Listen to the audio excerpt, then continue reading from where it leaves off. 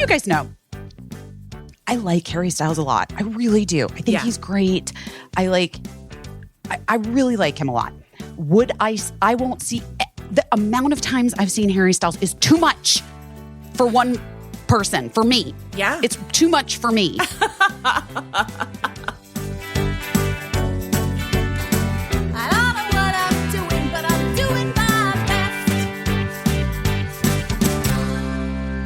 I'm recording. Great, me too. How you doing? Good, how are you? I feel like the energy of my greeting is not matching mine. The energy that... It's okay. It's okay. You seem good. What's happening? What's good? I'm just pretending to be good, you know. The dumbest thing I've ever heard. Fake it till you make it. I mean, it's just like, it's all minor shit, you know. I'm sore from doing an exercise that I thought I was like, well, I'll just tell you, in the swim spa, you know that I'm not a strong enough swimmer to like swim against the current in the swim spa because it's like for like a Michael Phelps type. And I am I'm not there yet. So I was thinking, well, it'd be really ideal if I could do like jogging or like walking on a treadmill in the swim spa because I know people do that. But then I looked and like aqua treadmills are like $2,000 or something. And I was like, come on, like what? That's expensive. Like it should just cost the regular amount. You should just be able to put like a regular treadmill in your water. How much are regular treadmills though? I feel like they're really expensive too. I mean, you can get like a really cheap one for like a couple $100. But so anyway. Really? Yeah. Then I was like, can I wear roller skates like in the... Oh my God. Well, you know my story. How I broke my wrist. I was like, you could technically jog in your pool wearing, in your swim spa wearing roller skates. But then I was like, that's a recipe for drowning for sure. 100%. Like, yeah, what? You've already drowned. Yeah. Wait, did you know, there are these things, these like water aerobics things you can buy. Yeah. Like the belt and like the thingies or whatever. The little like hand things. Yes. Well, it like creates resistance, you know? Yeah. I mean, I don't even know that I need resistance more than the water at this point. Okay. But so anyway, I watched some YouTube videos, you know, the source of all good information. I mean, it's how I learned how to fix my dryer.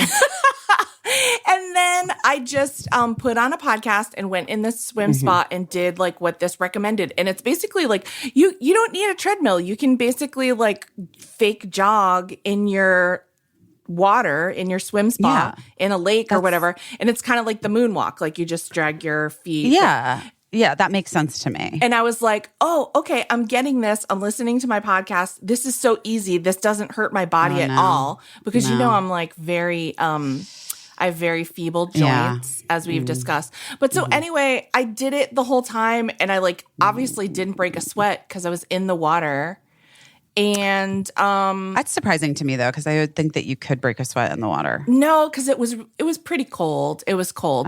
Which I am like, because I'm from New England, I think like being cold is good for you and like it's healthy and it's healthy to like suffer a little bit in the cold. So anyway, cut to, it was like 50 minutes. I jogged nonstop for like 50 minutes, which is a feat I could never do on land. So like I'm clearly like a sea creature, even though not a strong swimmer. So whatever that is. But anyway, now I'm like so sore that I want to vomit. Everywhere. You're sore everywhere. Yeah, it just like I clearly like was using parts of me that I hadn't used and I should have taken it easy, but I thought I was taking it really easy and now I'm just like sore as fuck and and just walking like I can't I'm not bending over to like pick anything up, you know, I'm not. I mean, I don't know if this is controversial. I don't think that's a bad thing. To not bend over to pick anything up? sure. But I mean, also just to be like that sore from working out, it's like you're supposed to be sore. Yeah, I mean. Because you're supposed to like be using different muscles than before. Yeah, I guess you know so. what I mean? I mean, like, here's what I wish. I wish that I had just said, let me do this for 20 minutes instead of 40 or 50 minutes. I wish I had, and so that, because here's what I don't want to do. I don't want to be sore for 5 days, which would be really typical for me in my condition. And like, but you have to like, you have to go back. I know, that's what I'm saying. You got to go do it again. Saying. Like I'm avoiding doing it again.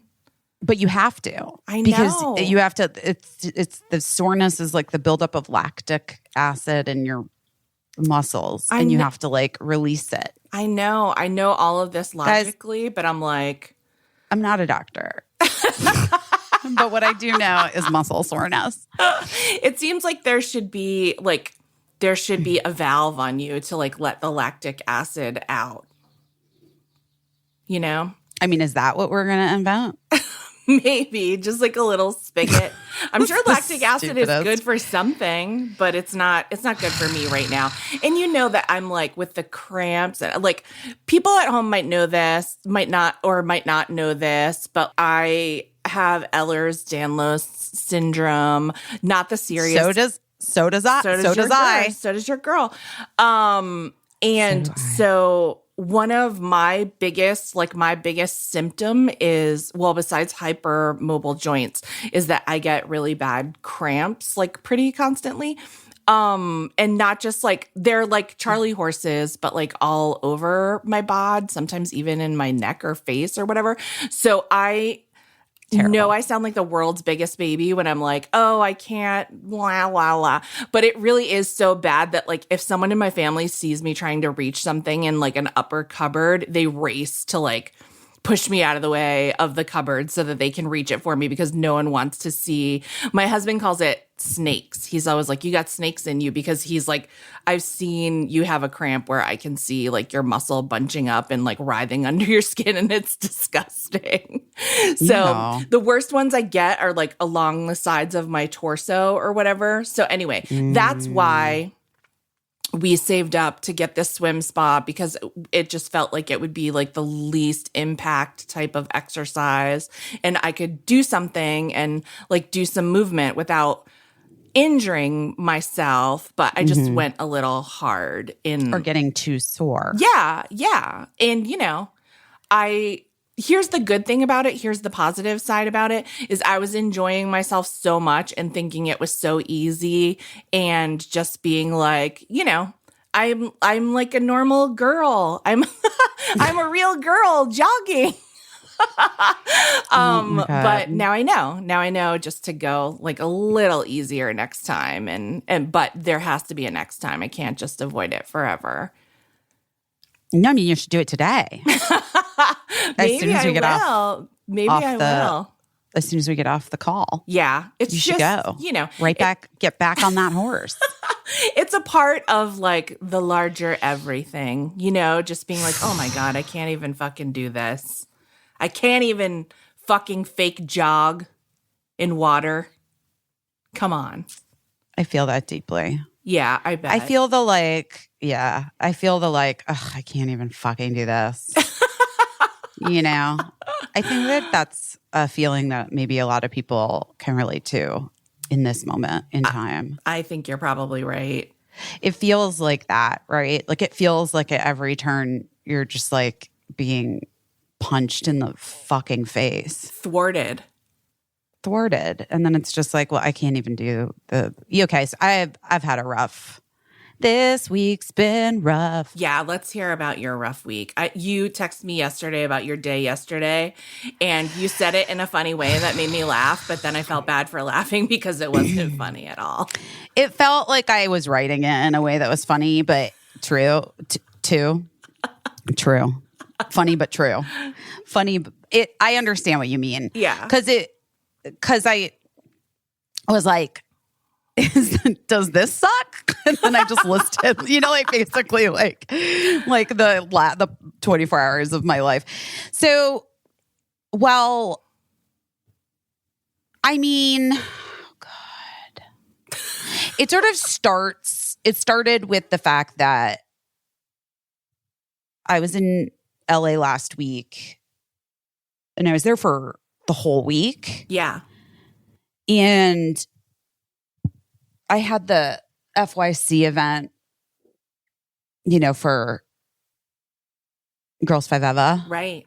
Are people watching it? Do people know what Peacock is?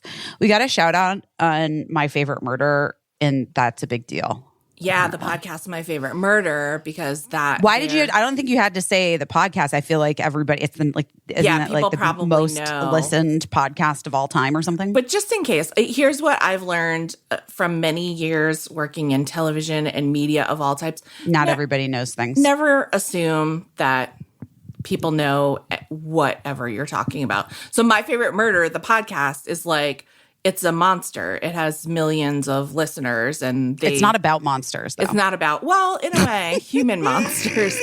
Human monsters. It's about monsters, and it's hosted by monsters. No, I mean, that would be a good podcast, though. Monsters? Monsters talking about monsters. I would listen in. But real monsters, like furry ones. Yeah, like Sesame Street brand monsters. Muppets, basically. Now you're just pitching the Muppet Show. Yeah, which, I mean, okay. Is that a surprise? So. No, not a surprise at all. There's two things I care about in this world, Prince and the Muppets. I love the Muppets, too. I really do. I've always loved the Muppets. I've always loved Miss Piggy, always deeply related to Miss Piggy. I'm obviously very close aesthetically to Janice. And I really look like Janice, but... Kermit the Frog was truly like my first celebrity crush. I think it went like Kermit the Frog, John Ritter, then Prince. And then that's it. That's pretty much my whole taste rolled into, that's my sexuality. I guess. And like Matt, bless your heart. I mean, right? If you had to make a combo of those three not far off fellas, is all I'm saying. Not far off.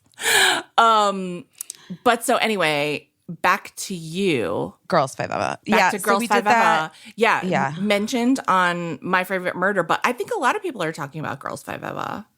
Oh, really? Yes. It's really good this year. I will say that. I believe in it deeply.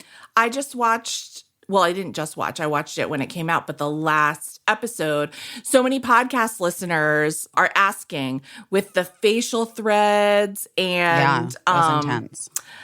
What else were they saying? It was just a lot of stuff. They wanted to know what it was? No, it was a lot of stuff that we'd talked about on the podcast. Your character was talking about. And so they wondered if you had any input in the story or if Yes, that was the story I pitched.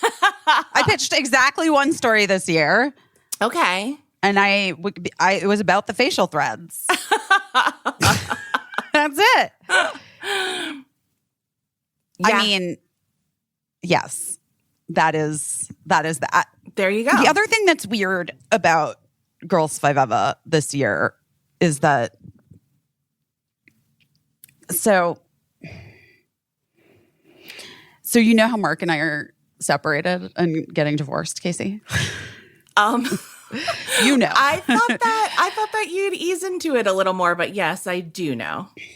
Feels like there's no way to ease into that. Yeah, there's really not. What I mean? There's really not. And it's wild that the storyline for my character has followed the same lines a little bit. Yeah. As my own life. Although lots of differences. It's not, yeah. But mostly just the same in that it's been a really long time now that Mark and I have been separated. Our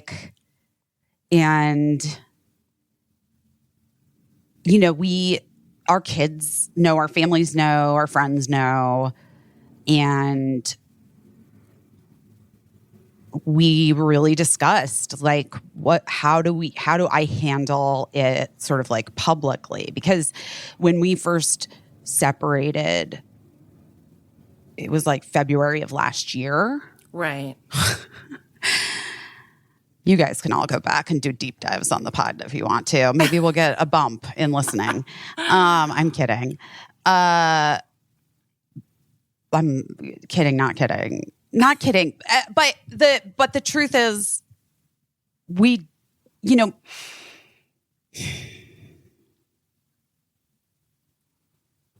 there's like a conventional idea of what a person in the public eye is supposed to do when their relationship ends. And it's been like just very well established, right? Like you make a statement, you're committed to remaining friends, please respect our privacy and our family's privacy in this time, right? Yeah. But the truth is, like, who made that rule up? That's how you do it. Right. I'm serious. Yeah. And if anything, the last several years has shown me it's a little bit that, like, you can only do what's right for you and your family. Right. Whether or not you have a public-facing life or you just post on Facebook or whatever, you know what I mean? Right. Because we all at this point have a public-facing life. But you don't have to follow a conventional idea just because it's been done before. I really do believe that. Right. And Mark and I talked about it. And when we first separated, like, we couldn't even think about putting one of those statements out. It made us sick, both of us, like truly ill. And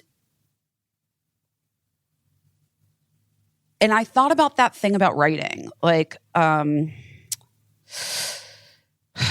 is it? Is it Anne Lamott? Bird by, maybe it's Anne Lamott. Is it Lori Moore? Is it Lori Moore who says, like, be wary of writing about something that you haven't. If you're when you're writing a memoir or if you're writing about a real event, be wary of writing about a thing before you've processed it. Right. Well, whoever said it, she was smart. It's a good idea. And I think that, like, you know, we do so much processing as we go. Right. All of us do. And that's just the nature of the world right now, right? The nature of social media. Right. But yeah, I mean, Mark and I have been doing this process with, it's a journey. It's a journey. It's been a journey. Right. You know? And when you think about that idea of what we're like supposed to do in these situations publicly, like the things we're supposed to do publicly. Right. It's not a one size fits all statement. And yet it like always is the same statement, you know? Right. But Mark and I wanted to really figure out how it was going to all work and what it was going to look like for our family and for our friends and family before involving my public friends. And there was a huge chunk of me that wanted to talk about it here on the podcast because you and I do so much processing. But because of the way that celebrity culture is and how things get extrapolated, it was a safer bet to not. Right. Do you know what I'm saying? Because the surest way that Mark and I have been able to ensure the privacy of our kids that we love so fucking much was by not involving the public. Right. Right. And, you know, Birdie made a TikTok after we told them that we were getting, you know, that we were separated. And Birdie was like processing it, you know, so like some of our friends or people that we even know, because Birdie's like TikTok's private, you know? Yeah. But like we know people but we're not like close with them, but their kids and Birdie are friends. And so like we had like that thing where I was like, oh my gosh, I haven't even told like so-and-so, like a close friend, but like this random person knows. And I get that it's like, I don't know. I think it's been confusing for some of our friends, extended friends and stuff, but like this time is confusing. And I don't just mean Mark and I like ending our romantic relationship. I mean, the last many years, right. And it's tough to know. When I was in LA, I ran into BJ Novak at, like I went to get something at M Cafe, like my favorite, like macro food place. Yeah. And I ran into BJ Novak and it was so funny because he was like, well, he's always very like nonchalant. I've known him forever, and he was super nonchalant about running into me. And I was like, oh my God, hi. And he was like, wow, you're really surprised to see me here. And I was like, I haven't seen anyone in years. Right. Like I haven't just run into anyone in years. Right. And part of that was because it was the pandemic and then we moved to across the country. Right. And like I haven't seen so many people that used to be like a major part of my weekly, daily, monthly life. I would just like see people all the time that I knew. Yeah. He didn't realize it was a reunion for you. It was a reunion for me. Listen, I mean, I'm going to, we're not fully processed, Mark and I, but we are in a place where we've like had these many conversations and therapy talks and all of these things where we decided that it felt like it's an okay time for me to at least like say it on this podcast and and have that be what it is. And I mean, I also can talk about the way that we're doing it because it's a little different. Well, I was gonna say, I mean, one of the you are the, if I may, you are the least separated people I've probably ever known. Well, we love each other. Right. Very much. And we have these beautiful kids together. And there are a lot of things that really work about our relationship. And the idea that our therapist presented, that my therapist also presented. By the way, I just want you to know, this helicopter is going to land on the roof of this building. They heard you're separated. Like, seriously, it is, what the heck? They want to get a picture of you. I'm not even kidding you. You guys, it's been like crickets all day. It's been silent all day. And now there's like we got to go on the Citizen app. I got to find out what's happening. What? Cyclist attacked with a hatchet. Oh, Lord. Holy shit. The suspect fled on a moped. What the fuck is happening? Who even has a hatchet in New York City? What is there to chop up? Oh my God. Get off the Citizen app. Oh, sorry. The hatchet was yesterday. Oh, the hatchet was yesterday. Okay. This is so strange. I feel like this really put a wrench in my talking about this. Because now, what do we do about this noise? It's okay. We can just go on with the helicopter. It feels as though he might be here for a while. This podcast is sponsored by BetterHelp. BetterHelp. BetterHelp. H-E-L-P. BetterHelp. BetterHelp. Life is full of twists and turns. We've been talking about them. Oh, Lord. Changes. Oh, boy. Oh, bored. Oh, boy. Oh, boy.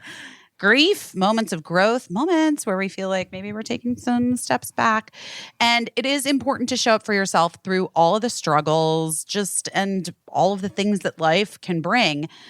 BetterHelp Online Therapy is here for the twists and the turns and will assess your needs and can match you with your own licensed professional therapist in less than 48 hours.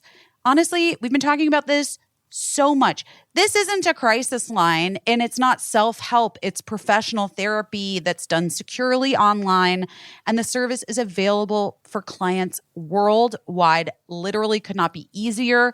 We were talking about this last week where I was like, you guys, if you need help, you can get help. And people are like, I don't know where to start. Well, this is a place to Here's start. where you can start. Yeah. And believe me, I know how it is when you have just made the decision that I'm finally going to get help. And then you just enter this world of like trying to figure out where you're going to turn and who can see you and who can talk to you. And it can be really, really daunting. And then you feel like you want to shut down and just decide, okay, I'm not doing this actually. So the fact that BetterHelp gets back to you in 48 hours is so crucial. This is, to me, such a huge deal. BetterHelp is a great way to show up for yourself, guys. Invest in your well-being. You deserve some better help. Visit betterhelp.com/busy. That's better, HELP, and join the over 2 million people who have taken charge of their mental health with the help of an experienced professional. In fact, so many people have been using BetterHelp that they're recruiting additional therapists in all 50 states. It's a special offer for the Busy Phillips is Doing Her Best listeners. Get 10% off your first month at BetterHelp, HELP.com/busy. That's BetterHelp.com/BUSY for 10% off your first month. You got no excuses. Go get some BetterHelp. Athletic Greens. Listen, we are obsessed. Our next partner, it's a product we use every day. We started taking Athletic Greens when they sent it to us to see if we wanted them to advertise on our podcast. And here's what Caissie and I thought. We honestly love it. Amazing. We love it. We love it. For me, I was taking so many supplements and I just was opening like 10 million bottles a day. I felt like I spent half my day opening bottles and taking pills. And the truth is, with one delicious scoop of Athletic Greens, you're absorbing 75 high-quality vitamins, minerals, whole food sourced superfoods, probiotics, and adaptogens to help you start your day right. It's a special blend of ingredients that supports your gut health, your nervous system, your immune system, your energy, recovery, focus, aging, literally all of the things. And it's lifestyle friendly. You know, we've talked about this before. You could be keto, paleo, vegan, dairy-free, gluten-free, less than 1 gram of sugar, no GMOs, no nasty chemicals. It's one thing you can do every single day to take great care of yourself, and it costs less than $3 a day. You're investing in your health, guys. And I put it in a smoothie typically every morning. It's just part of my morning routine, but it tastes good enough that you can just, if you're not messing around with the smoothie, you can just stir it right into water and drink it. And it tastes very good. I've been doing it just in water. Yeah. Listen, right now, it is time to reclaim your health and arm your immune system with convenient daily nutrition, especially because, you know, that cold and flu is sticking around, guys. It's 1 scoop in a cup of water every day. That's it. No need for a million different pills or supplements to look out for your health. And to make it easy, this is your time to try it. Athletic Greens is going to give you a free 1-year supply of immune-supporting vitamin D and 5 free travel packs with your first purchase. All you have to do is visit athleticgreens.com/busy. Again, that's athleticgreens.com/busy to take ownership over your health and pick up the ultimate daily nutritional insurance. So what your therapist suggested to the two of you. What our therapists said is that, and I do think this is really interesting, and it takes a great deal of Well, honestly, fucking therapy to do it. But like, what if you were able to like sort of retain the things that work in your relationship, remove the piece or pieces that don't, Right. and find a way to continue to be committed to your children and their stability and really for yourself as well, because you know, I think any parent will tell you, I mean, it's a hard job to do on your own. For sure. You know what I mean? Yes. I mean, I've only ever had the smallest taste of it, and I have so much respect for anyone that does it on their own. And so we had like sold the house. I mean, really, guys, this has been going on for so long. We had sold the house in LA, and then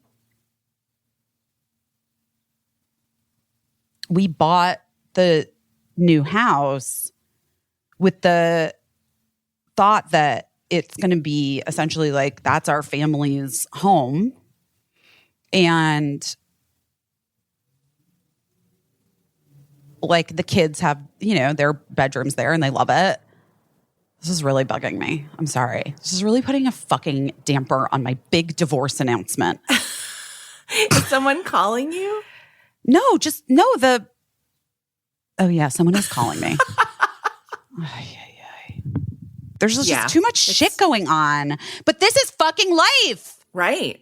This is... Remember, this is it. We were going to talk about it last week. And then I was just like, I said to Caissie, I was like, we just started talking. We started doing the podcast and I just couldn't. There was so much stuff happening in the world that was like heavy and weighing on my heart. And I couldn't. We needed to talk about that. Like I then was like, I mean, we waited a lot. Mark and I've waited well over a year. We could wait another. We can wait another fucking week. Now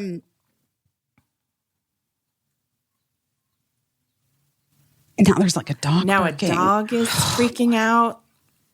Caissie, I don't know what to tell you, but things are. That's New Year. Honestly, maybe it's the universe. Maybe the universe is like, don't talk about it.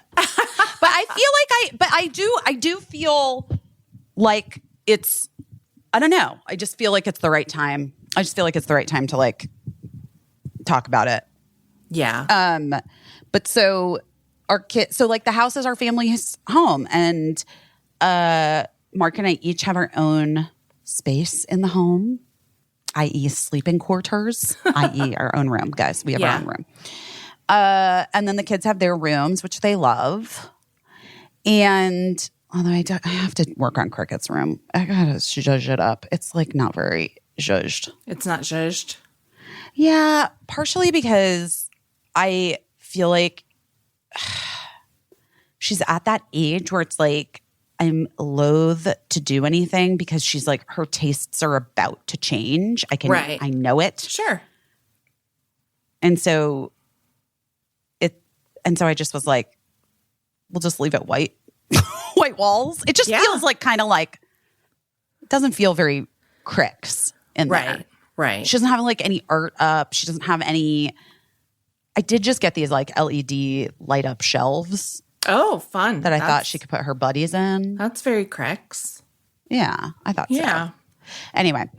And then Mark and I like kind of rotate in and out of staying there with the kids. Sometimes we're both there. We've both been there a lot recently with the COVID. Yeah. So that was like all hands on deck. And I was so grateful in that 10 days that like we were doing it the way that we were doing it, because we were able to like be with our kids and be all together, and we were all sick. And you know what I mean? Like, I don't know. It's not for everyone. And obviously like there's a lot of complication and hardship within the arrangement. Sometimes for us, the two of us. Right. The trick, obviously, and the point is to not have that be a thing that the kids feel or see. Like in the home or when we're sort of doing our Gina. Well, now here we go. It's just, Gina. I mean, yeah, this is just a very, what do we call it? Alfresco real life podcast today. Gina's barking at the neighborhood dog that's mad that the helicopter went away. Yes, we heard you. You got it. You're good. Everybody knows you're here. Just go back to sleep, baby. Gina's not feeling good. I got to see what's going on with her too. Oh, no. That's part of why the last many days of my life has been so stressful, shitty. Yeah. It's stressful. But yeah, weirdly the divorce, not one of them in the last few days. but and by the way, I say divorce, but we haven't even, I don't know, filed anything, but we also did forget to legally get married for 4 months or something. So you know what I mean? I do have friends that are are you guys ever going to actually get divorced? I'm like, I don't know. Yes, probably. I think so. I imagine. I mean, listen, I still have your birthday gift from last year in my closet. So did you get that thing I sent you? I was going to mention it, but then we started talking about real things. Yes, thank you. Busy sent me a very thoughtful birthday gift. Do you have that? I don't have it, but I do collect those. Yay! Busy sent me the Purple Rain program from that tour. But I was going to remember back when you would go to concerts and you could buy programs? Why don't they do that? I don't know, because it was the best thing. It was the best thing. It was the best thing, and I don't have that one. And that was really the only concert that I ever had a shot in hell of going to, because my friend's dad won tickets on the radio, and we thought that we were going to go because we both loved Prince so much. And then he told us that he sold the tickets because the family needed the money, which I understood, but I was devastated. But so I'm so happy to have that program, because that's my... God, that's so sad. That's my hero lineup. But that's, that's where I grew up. That's life. That's life. Yeah. But thank you very much. But I was going to thank you for it, but then we started talking about real shit, and I didn't want to interrupt it. But yeah, anyway. That's life. And we get get birthday gifts and also other stuff, other things. But my point is, I still have your birthday gift in the closet from last year, because so much has just been going on, and waiting for things to settle and figure out where the chips were falling and where to send it. And so you take as long as you need to file whatever paperwork or don't. I mean, or whatever. I mean, but this is the thing. I just feel part of me is, I don't know. It's really, what do I want to say? When I've talked to, people about what Mark and I are doing, how we have been doing this and whatever. And people will be like, oh, you're consciously uncoupling or whatever. People get really, or this in particular, I guess, is called nesting. Oh, okay. Where there's one home, the kids stay put. Basically, the idea is the kids stay put, and it's the parents who basically have to be inconvenienced, and they have and you have to figure out how to ease all of the tension and stuff between the two of you, so that you can effectively co-parent, be in the house, right? At the same time, because that happens a lot. Right. You're hanging out a lot still. Yeah. Yeah. But what I was going to say is that I feel a lot of times people get, have this snark or judgment when they talk about unconventional ways of not being in relationships anymore. And, everyone had a version of like rolling their eyes at Gwyneth Paltrow, right? When she started talking about consciously uncoupling. Yeah. But God, how fucking great for her to have started talking about the fact that there are many different ways to move through relationships changing. And like everything, relationships can be living things. Right. Well, that's the thing is they can change and like grow and become different things. Yeah. Your relationship's not if you over. allow them to. It's evolving. Yeah. Right. And that's like one of the biggest tricks the patriarchy ever sold us, right? Right. Is that you belong to someone else. They belong to you. It's like, guys, let's just get rid of that idea for a second. Right. Like, and you can you can be partnered in a very healthy relationship. I'm not saying, a very healthy monogamous relationship. There are all different kinds of ways to exist and to have your needs met and to make sure that your needs are being met. And I just feel like it's so interesting. Like culturally, we're in this moment where it does feel like there's a very concerted energy and attack at trying to ensure that patriarchal systems of oppression and white supremacy stay in place for another 1,000 years. Right. And I think if we can like all work on freeing ourselves from pieces of that we hold on to, it will help evolve the whole thing. Right. Yeah. And that's, like, I get what you're saying. And I think I want to preempt anyone that's like saying like, is she saying that she hates marriage? I don't think that's what you're saying. I think you're just saying like, we all have to do what's right for us and not do the thing that culturally we're told that we have to do. And then when it's time for it to change, again, we have to do what's right for us and not do the thing that's just culturally what every single other person has done. Right. Because I think also so much of it has to do with shame, right? Sure. So much of it has to do with shame, especially for women. Like what your needs are or being able to like speak to what they are, having them met in ways. And I'm not just saying like sexually. I mean, I'm saying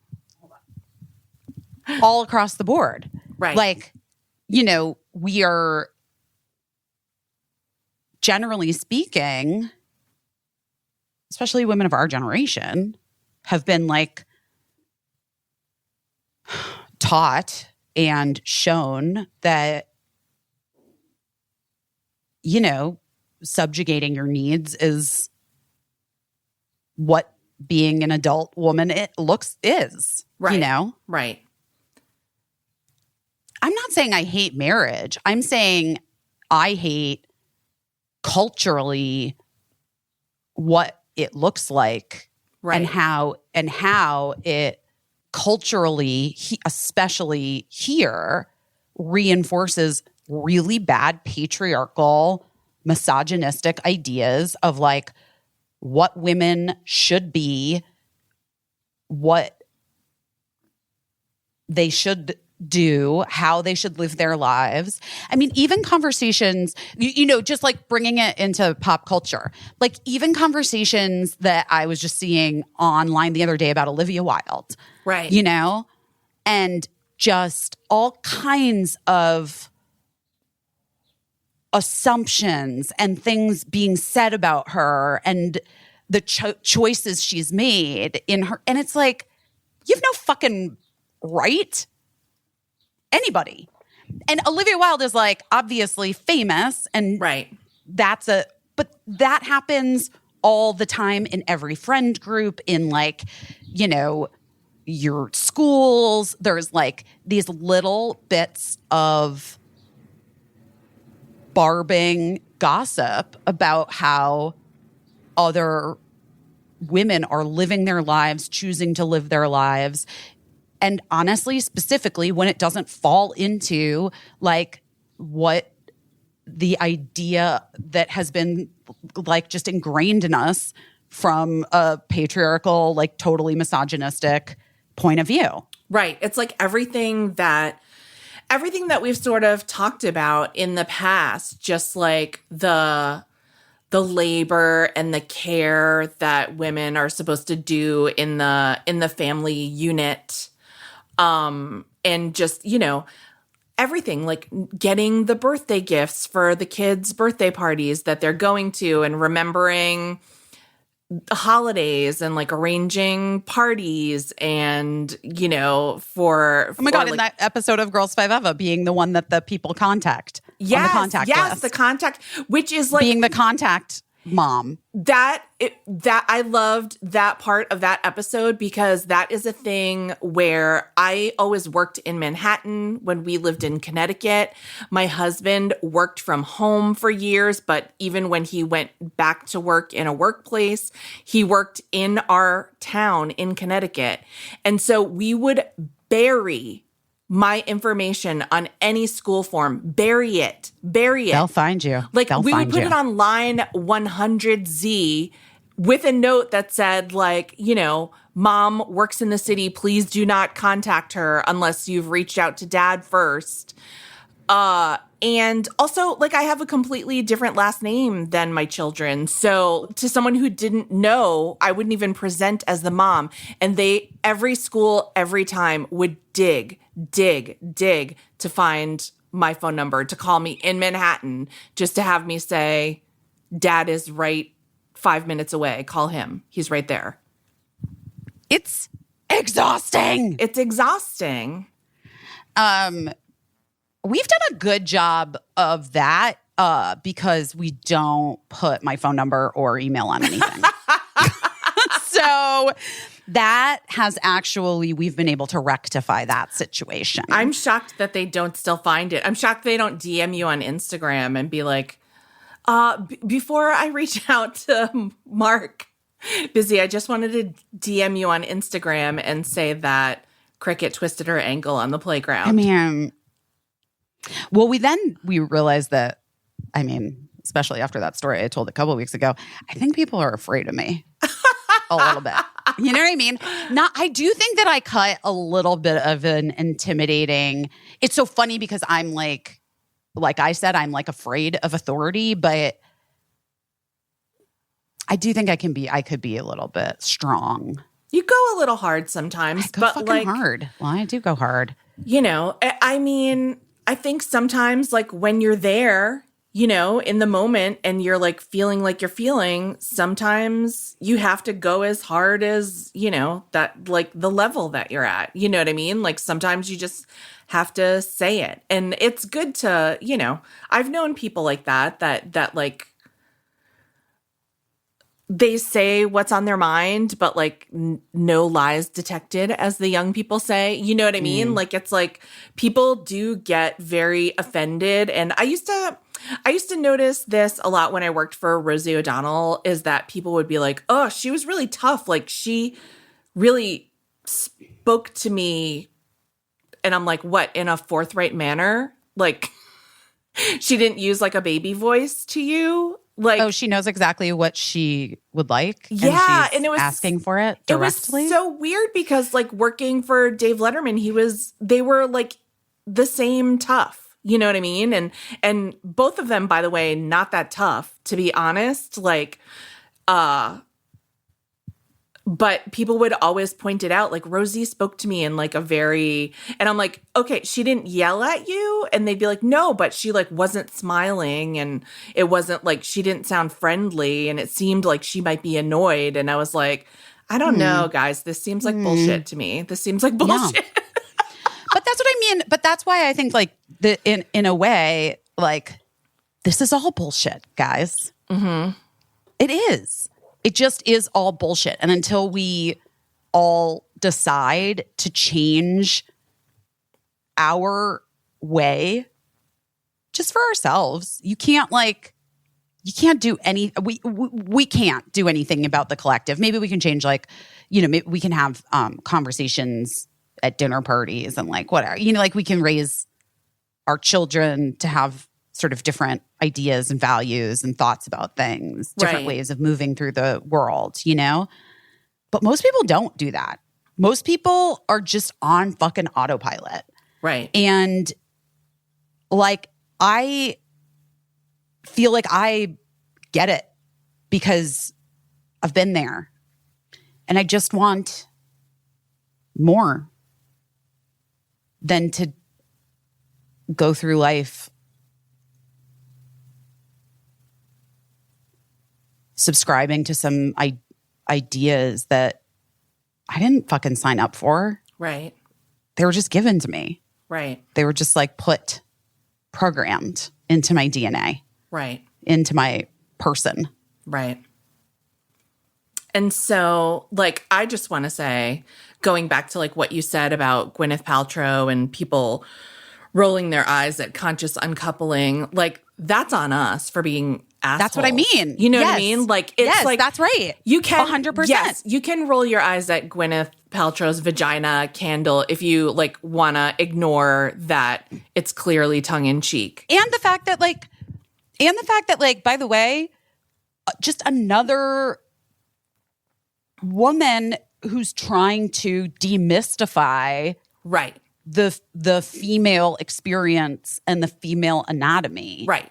And some of it's total bullshit. Some totally. of it is total snake bullshit. Oil. Great. Loose, snake oil, whatever. If you can afford it, if it makes you feel something, great. But it's nothing that anyone needs. But in terms of like conscious uncoupling, to roll your eyes at like what that they like came up with like a phrase or whatever. I think that a doctor came up with it. A doctor came up with, yeah, probably. And that it like that they choose to make a statement in that way. And like it, yes, I remember it being splashed everywhere. And it was like, it was all pinned on Gwyneth, right? Like nobody was like, oh, Chris Martin, oh, consciously uncoupling, whatever. But here's by the way, and can I just say one thing though about that real fast? Can I interject? Sure. Because I've just been in this process now with Mark for, you know, like a year and a half, basically. Yeah. The truth is, it seems to me that it's rare. Well, maybe it's because it's never been asked of them. But it feels to me like it really does take a kind of very in touch man who's able to see a full picture and not get bogged down by ideas of what masculinity is, what a man's role is. Like, it's impressive, I think. Yeah. Like, not that that's my patriarchal ideas. Like, why, you know, like, why is it impressive? Yeah. But it is. It should be the norm. Well, I was going to say, like, it's impressive that I think both of you are deciding to do it this way, because my parents, who I love, split up when I was 10, and they did it the way that we're all used to parents doing it. They hated each other and they could never be in a room together. And it was a contentious divorce. And I really was stuck in the middle. And I was, I hardly ever saw my dad. I couldn't talk to my mom about it. When I did see my dad, I would be excited. And I know that was hard for my mom to see, because she was the one doing all the hard work of like raising me. And it seemed like he was like the fun dad, And so it just got fucked up. Like when my dad didn't show up, I'm sure in a way she was like, well, felt vindicated. And, and so there wasn't a great deal of thought, I don't think, given to how to handle everything, or like how to manage me. So in the middle of it. Yeah. I think it was just what everyone was doing. Look, let me tell you something. And I don't think I'm reinventing anything here. Right. But most people live their lives like in a totally selfish way, even after they have children. Right. You know what I mean? Yeah. Like even having kids is like a selfish act. Yeah. Could be argued. I don't know. I'm just making this up, guys. I don't fucking know anything. But I'm just saying, like, when a family, like if the parents in a family decide to not stay together, and honestly, I looked to my lesbian friends. I have many lesbian friends who have gotten divorced, and they're still like over at each other's houses. Right. Like the moms, like they just maintain this friendship. Like they're just able to like move through it in a way that like isn't horribly dramatic for the kids and toxic. Yeah. And I have a very close friend in Los Angeles, and I will just not say her name, but she has a tradish divorce. Wait, but I mean, like, what tradish divorce is what I just said. They stopped living together. They got divorced. Okay. But they had kids. Yeah. And they managed to, and they did like a more like tradish, what's it called? Child, like a custody agreement. What's it called? Custody. Oh my God, Jesus, my brain. They did so like tradish, like more tradish custody arrangement, like visitation and totally. Well, no, like weekends. Like with they would go like half the time to the dad, half the time to the mom's house. But over time, like they sort of melded into like an open door kind of policy. The dad was always. My friends remarried, like they're all friends. Like during COVID, they all potted together. Yeah. The ex-husband has a girlfriend for many years. Like, and the kids are really well adjusted and they're older now. Yeah. And they're very like secure. They seem really like they just made it a point to not have it be. They worked through their shit on their own time. Right. And when they were around the kids, around each other, they were like, all right, let's just do this. And then after a period of time, like any of those things that you felt, like if you don't, it's a fire, right? Like if you don't feed the fire, it goes away. It goes away. Yeah. And if you actively work at putting out the fire, it goes away. Well, that makes me so happy because, I mean, I know so many people, so many parents that had like, let's say, toxic divorces. Yeah. And the pandemic really highlighted that because so many people were saying like, my kid still wants to go to the other parent's house on the weekend, but they're dating someone who I know goes out and like goes to parties and is still going to the gym. And so I can't allow that. Can you imagine being a kid and having your parents collaborate and cooperate on a situation where you were at the center of it and they were like, the only thing that's important is the health and safety and happiness of you and mom and dad or mom and mom or dad and dad or whoever and whoever.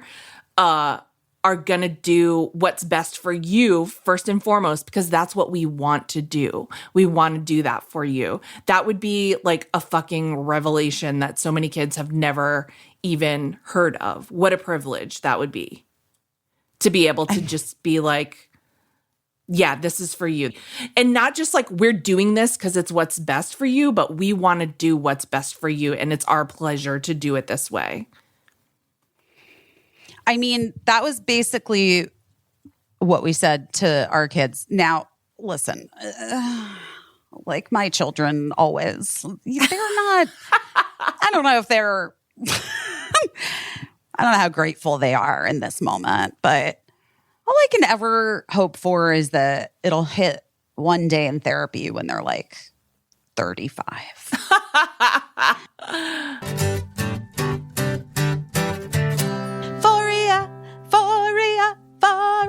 You know, it's like my favorite theme song is the really Euphoria theme song. I mean, imagine the best orgasm or sex you ever had, and now imagine it could be even better. Well, that's what Euphoria is going to give you. Euphoria is a product that's using all natural and plant-based ingredients that intensifies sexual pleasure and relieves discomfort. Yes, discomfort.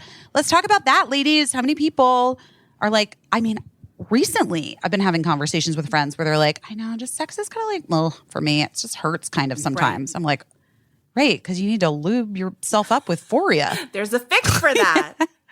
You got to use the sex oil. You got to use Awaken.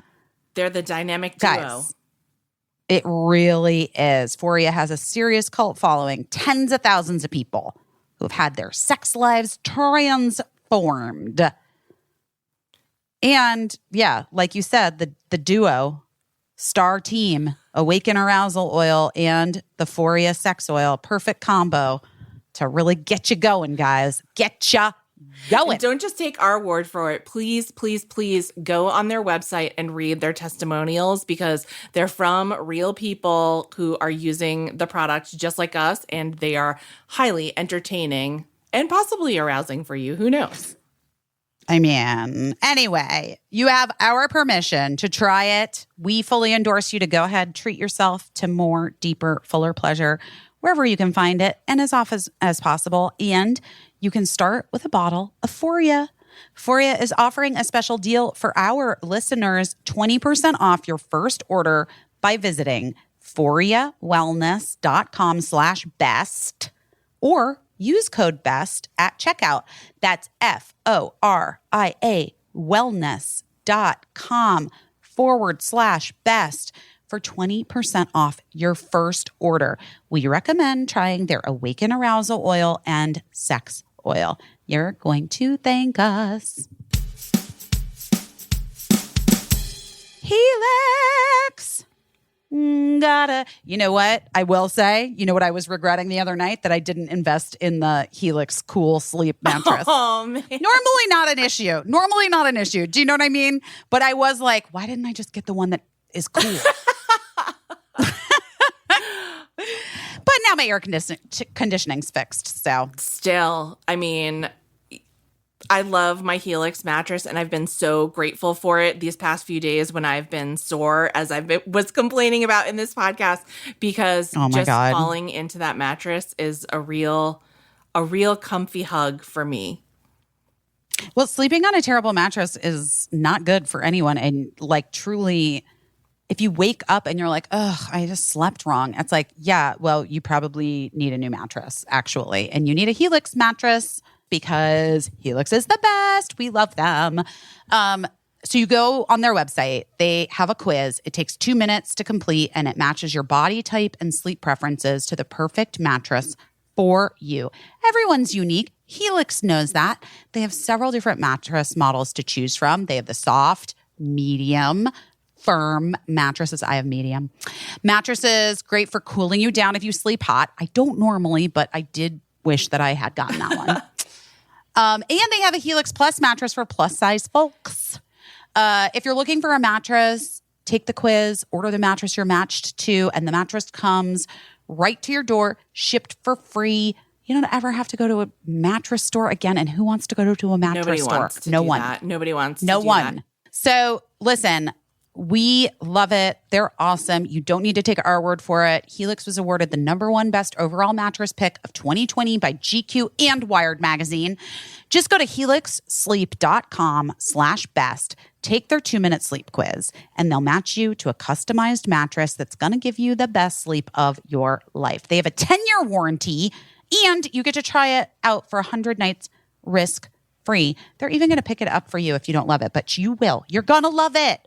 And Helix is offering up to $200 off all mattress orders and 2 free pillows for our listeners at helixsleep.com/best. Go get it. I do think over the last decade or so, I've seen many people who've managed to change their relationship while maintaining their ability to co-parent effectively and be friends with one another. And I will say it's not without work, and it's not without therapy, professional help. Yeah. And it's been there have been moments where we're why are we doing this? This is very hard. Why are we doing this? Right. Especially when we had to live in that horrible apartment. That one. God. I mean, that would have tested anyone. I know. The most, It was tough. It was real tough. The most patient person would have been tested. But, one thing I will say, as again, a child of divorce, 2 things I'll say.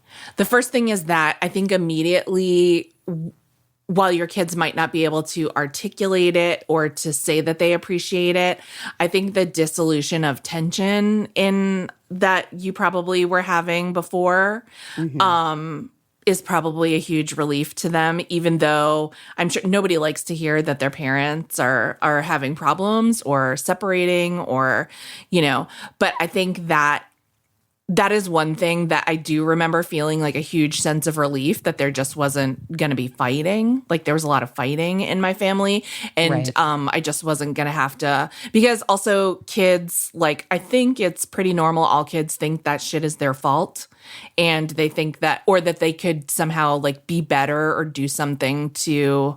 I wish my kids would think that. I'm not even kidding. I wish they'd be you know what? We're going to get off our phones when you say. Oh my gosh. I just accurate. Remember Didn't being happen. if I can be perfect, then maybe my parents will be less tense with each other. So knowing that was kind of over improved my life kind of immediately. Mm-hmm. And also I think that the fact that you've been honest with them, because I think a lot of parents aren't honest. They sometimes I think parents are trying to soften the blow, and they say, we're just separated. We don't know what's going to happen. And I think a lot of parents sort of feed their kids this notion that there's a possibility that they might get back together. And then that just sets up a whole fucking Parent Trap fantasy situation where, you have 2 kids trying to live out Lindsay Lohan's schemes, trying to get mom and dad back together. Right. No. And I think, it's not also look, here's what's also difficult. There's nothing to really point to that's see, it's those people. We're right. doing it like those people. Right. It is, it's sort of like everything, an ongoing conversation with the kids, and just sort of figuring out how to get their brains wrapped around the idea that this actually is a much better version of a thing for you. Right. I want them to know that love is a living thing, and that it doesn't have to just die and be killed and you get rid of it. when you love people, you can nurture, you can grow the love can change. Sometimes the love can become romantic. Sometimes the love can become unromantic, but the love can still remain. And like, Gina, good fucking God, hold on. Really on a roll, Gina. I want that for everyone. That understanding.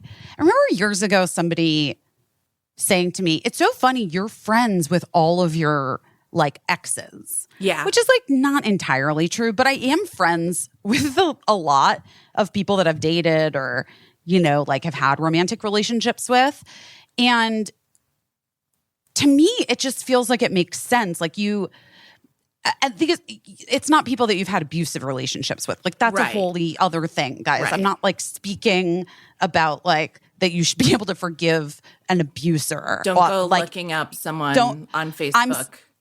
I'm saying that like if you're in a relationship that shifts and changes on one side, on both sides, like you should be able to have an ability to like meet it where it is and see if you also are able to shift and continue the relationship, because there's value in keeping people in your life. It's like the tie to your history and the best thing to have witness your present. Sometimes Colin and I look at each other with our kids like loving on each other, and like, you know, Sam, his wife, and I like loving each other so much. And we look at each other and we're just like, God, I'm so glad we get this, because we were so close when we were kids, when we were 19 years old. Right. And like, this is so fun to see how it's worked out for us. Right. Right. And like, by the way, and I'm saying to you, like, it's worked out for me and Mark. It really has worked out. You guys won. You succeeded. You have a beautiful family.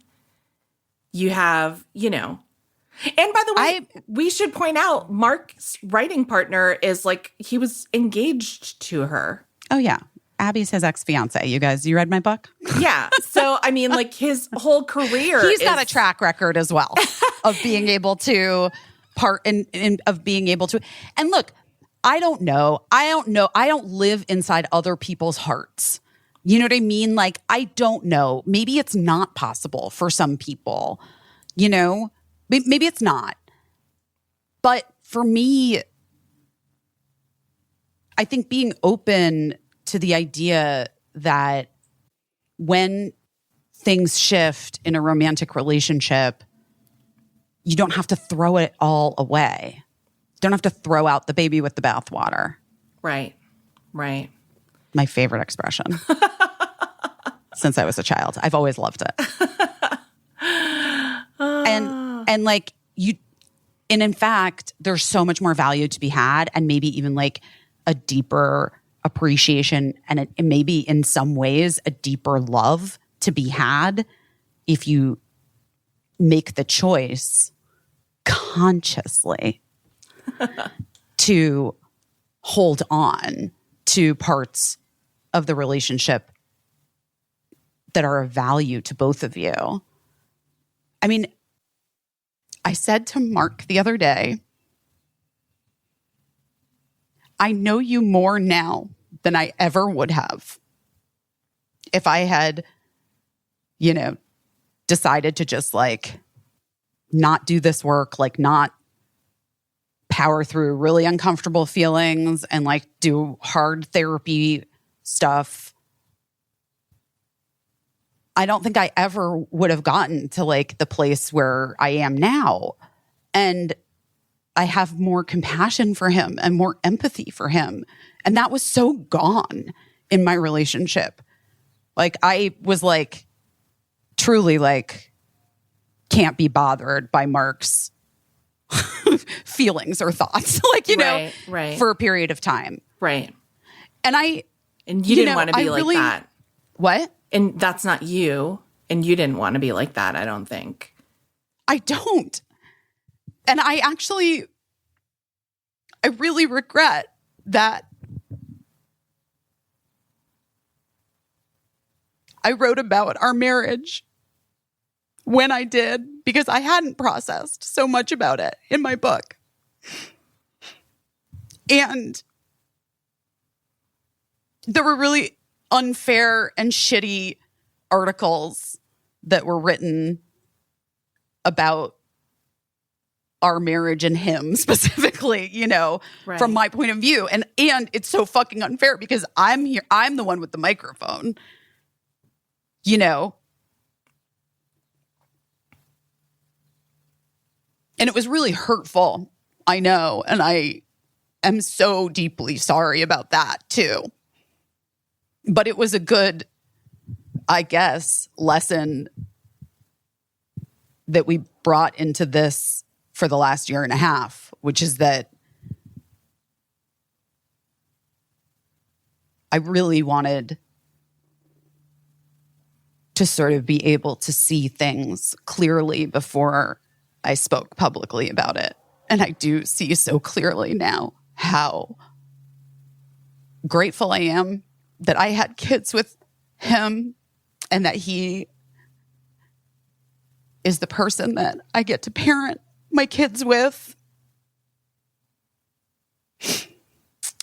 or ask for work advice or, you know, there's lots of things. Well, I think you trust him so much, and you always have really trusted him. Well, I haven't always really trusted him. That's the thing.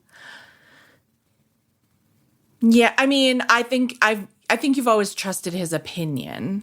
Oh, I've always trusted his opinion, sure. Yeah. That I should be clear about that. Since I've known you, I think you've always really trusted his opinion. And like that alone is such a valuable thing to have in your life. But you know, you're making me think about my relationship and how I think I've said this on the podcast before. Mm-hmm. Like, I think I knew that Matt would always be the most important person in my life on a day when I overheard someone saying something really shitty about me. And I couldn't wait to talk to him about it because he was the only person that I knew that was going to help me like make sense of it. Mm-hmm. And so I was like, then I realized that he's the person that I want to run to when something good in my life happens, but he's also the person that I need to see when something bad in my life happens. And that even if something happened in our relationship, he would be the person that I would need to help me get through it. And all of these things that I'm saying don't have anything to do with like feeling romantically involved with someone. They're all just things that you still can have, you know? Yeah. And you can have them in varying degrees because also like, you know, you may, like want to make space for the fact that like there'll be other romantic relationships, like there's other things where people fill in some parts, you know, but the core. I look, I've had some people be real fucking judgy to me about how we're doing this. I'm not kidding. Of course I have. I'm sure. And ultimately, I guess, like with everything in my life, if you don't get it, I'm glad you don't have to do it. Right. I'm glad it's not your family. I'm glad it's mine. Yeah, that's hard. I mean, I get people's curiosity. I don't get judgment. I mean, I don't understand why people would be judgy. I think that's...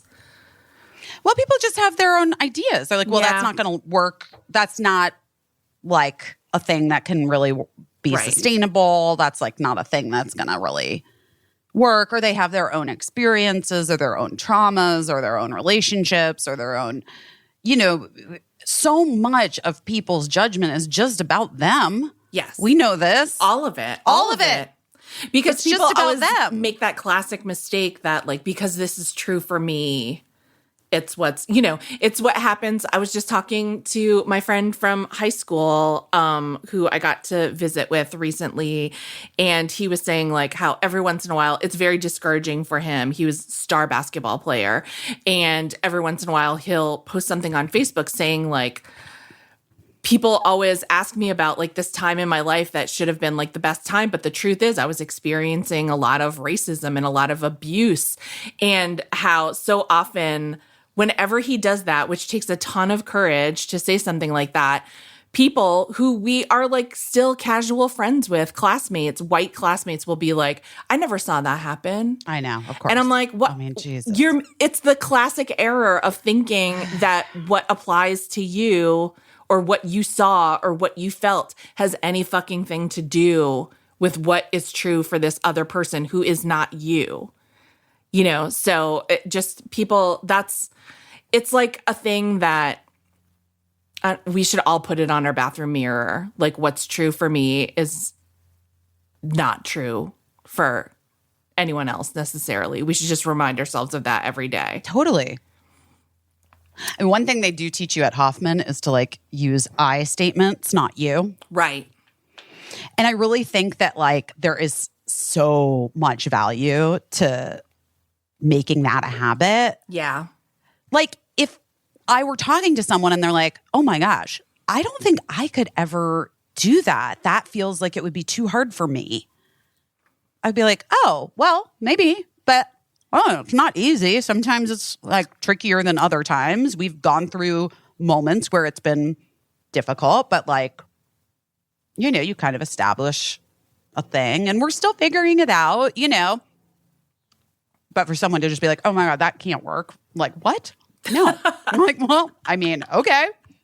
It's where the meanest business adage applies. That's not a me problem. That's a you problem. Oh my God. I mean, I secretly love when people tell someone that. Like, just because something would be difficult for you doesn't mean it's difficult for me. Or maybe it is difficult for me, but who gives a fuck? I'm doing it. Right. Everybody's different. Yeah. But none of this is why I had such a harrowing few days. No, none of it. I know. So it seems it's a little bit of a misdirect. Sorry. No, listen, it's fine. It's fine. It was just chaos. Like, yeah, it was just New York was chaos. Yeah. Like, it was like a heat wave like no other. Right. The air conditioning went out in the house. Right. I busted my ass to get back. I did that FYC event and then literally had to wake up at 4 a.m. the next day to get back in time for Harry Styles. Yes. At the UBS Arena. Which, by the way, when I said earlier, like, all I want is like for my kids to someday have a realization in therapy, just so you guys know, I like Harry Styles a lot. I really do. I think he's great. I really like him a lot. I won't see the amount of times I've seen Harry Styles is too much for one person, for me. Yeah. It's too much for me. Yeah. However, I do hope that at some point in their life, Birdie will be like, my mom really made an effort to take me every time I wanted to see Harry Styles play. I'm not waiting for it. I'm just saying. I'm not waiting. I don't know. Caissie, I'm not waiting for it. But I'm just saying, well, I know. At least I know. Yeah. I really made an effort. And you got to see the happiness on their face. I don't know whatever happens to the kid that gets all their dreams come true. Well, let me just tell you right now. In terms of Harry Styles. Well, let me tell you this right now. Busted my fucking ass. My plane was late, so then I had to go into the city. At one point, Mark and I were discussing, while I was on the plane, texting, should someone just drive Birdie to JFK and then we should just go from here because it's like out on Long Island, the show. Right. And I was landing like in the afternoon and my plane kept getting it was later. Anyway, my plane landed kind of late by the time. So Friday, which I didn't even think about. Like, so 2+ hours back into the city. Yeah. I essentially walked in the door, like kind of like rinsed my face off,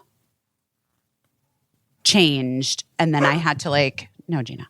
And then I had to turn around, get in the car, and drive us 2.5 hours in traffic. Wow. To Long Island.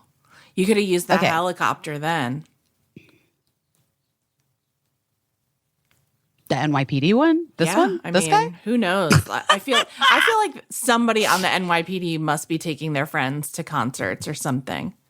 Well, for a while, I remember years ago hearing that there was, I didn't live in New York at this time, that there was Uber helicopter to the Hamptons. There might still be. Really? Still be. Yeah. But Bill Lawrence, who created Cougar Town, yes, and his daughter Charlotte, who was 14, maybe 13 or 14 at the time, they were in a helicopter crash in the Hudson. Oh my God, no way. Yes, but they obviously survived, but no, thank terrible. You. Yeah, terrifying, that's terrible. But I don't ever want that. Why? You know what I mean? It just feels dicey, is all I'm saying. Yeah, a helicopter. Anyway, and then I think because it was and it was raining. It was raining. You had to drive in the rain, which at least people on the East Coast know how to drive in the rain. They don't. What are you talking about? It was insane. People were being insane. And I think because the arena was not filling up and the show was supposed to start at 8.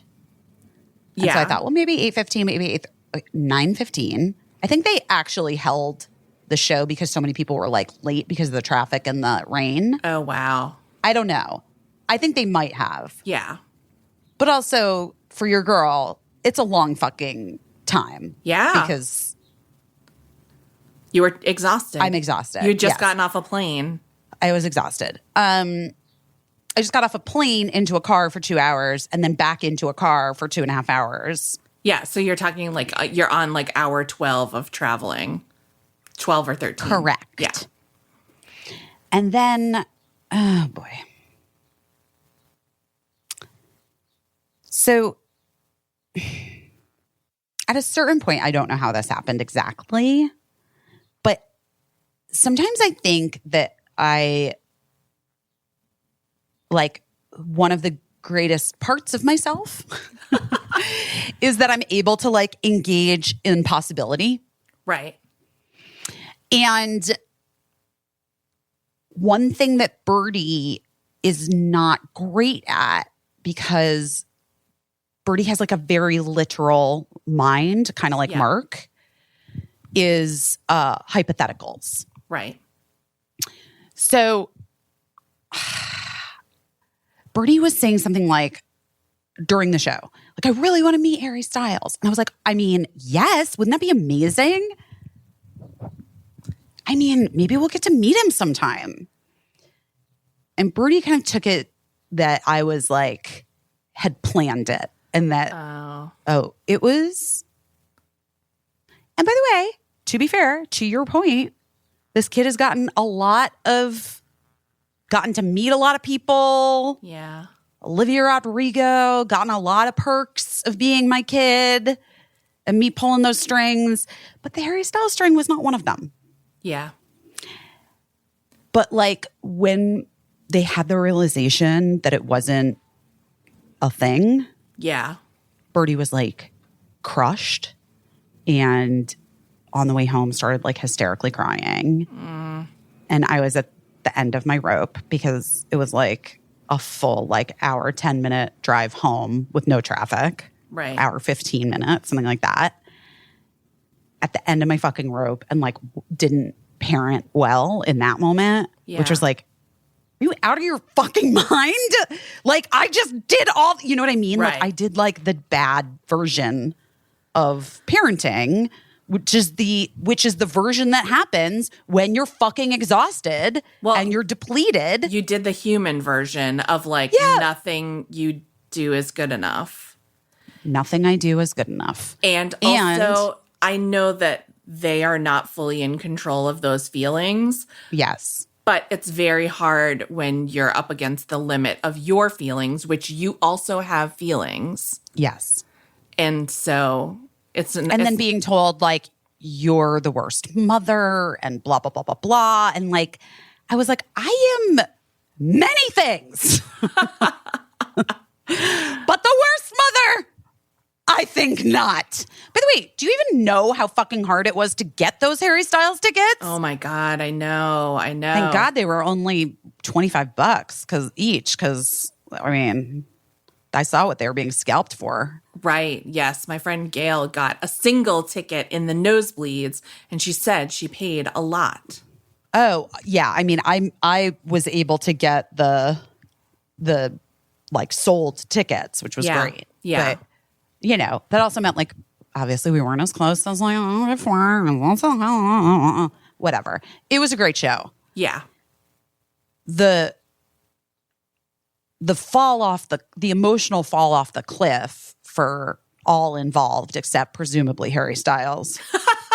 You don't know? I honestly don't know. I honestly don't.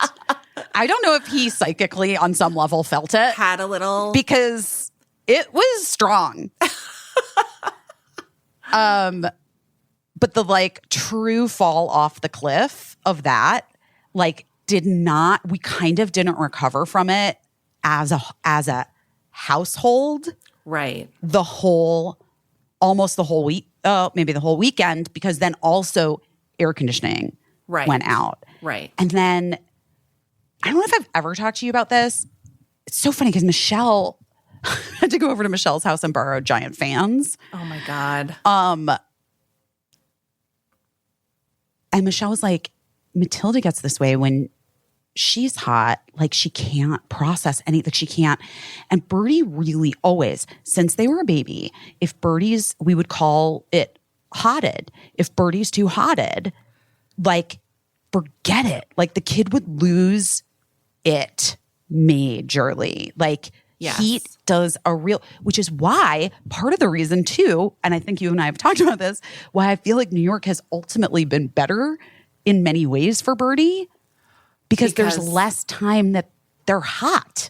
Right. Physically hot. One time I gave Birdie like a sleep mask and it had you could put like ice packs in it, and they explained to me how they were very grateful for that because they get so hot when they're trying to sleep, and that would be useful for them. Yeah. No, literally one of the DBT therapy things that like Birdie's learned is to put their front of their face in cold water. Yeah. Like their forehead, eyebrows, almost to the eye, almost like the idea is that you're diving into cold water. Right. And get it. It's interesting. Actually, guys, honestly, that's a very helpful thing for anyone. Yes. If you feel like really overwhelmed and you're like losing it, if you take like a sink or bowl, cold, it doesn't have to be freezing, just cold water, and you like lean over and put the front part of your head in it. It's like a scientific, I'm not a doctor, but it's a scientific thing that it calms, it does something to your limbic system and helps calm you down. Think about it. That's what everyone does in a horror movie when they're freaking out. And then they splash their face with cold water, and then the killer is right behind them. Oh, wait. Cricket and Mark are here to get Gina. Hold on. Okay.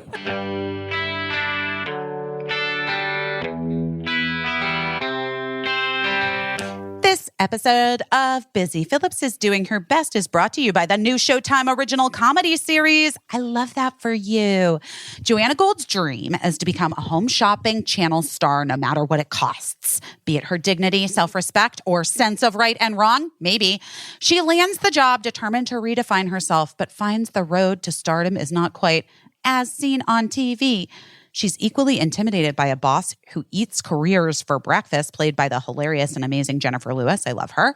And infatuated with her idol, the unstoppable superstar host, played by SNL legend Molly Shannon, who isn't obsessed with Molly Shannon. Caught off guard, Joanna slightly blows it on live TV and then sells a whopper of a story to keep her job. That little white lie snowballs into a network-devouring avalanche, and she has to learn the difference between selling herself and selling out.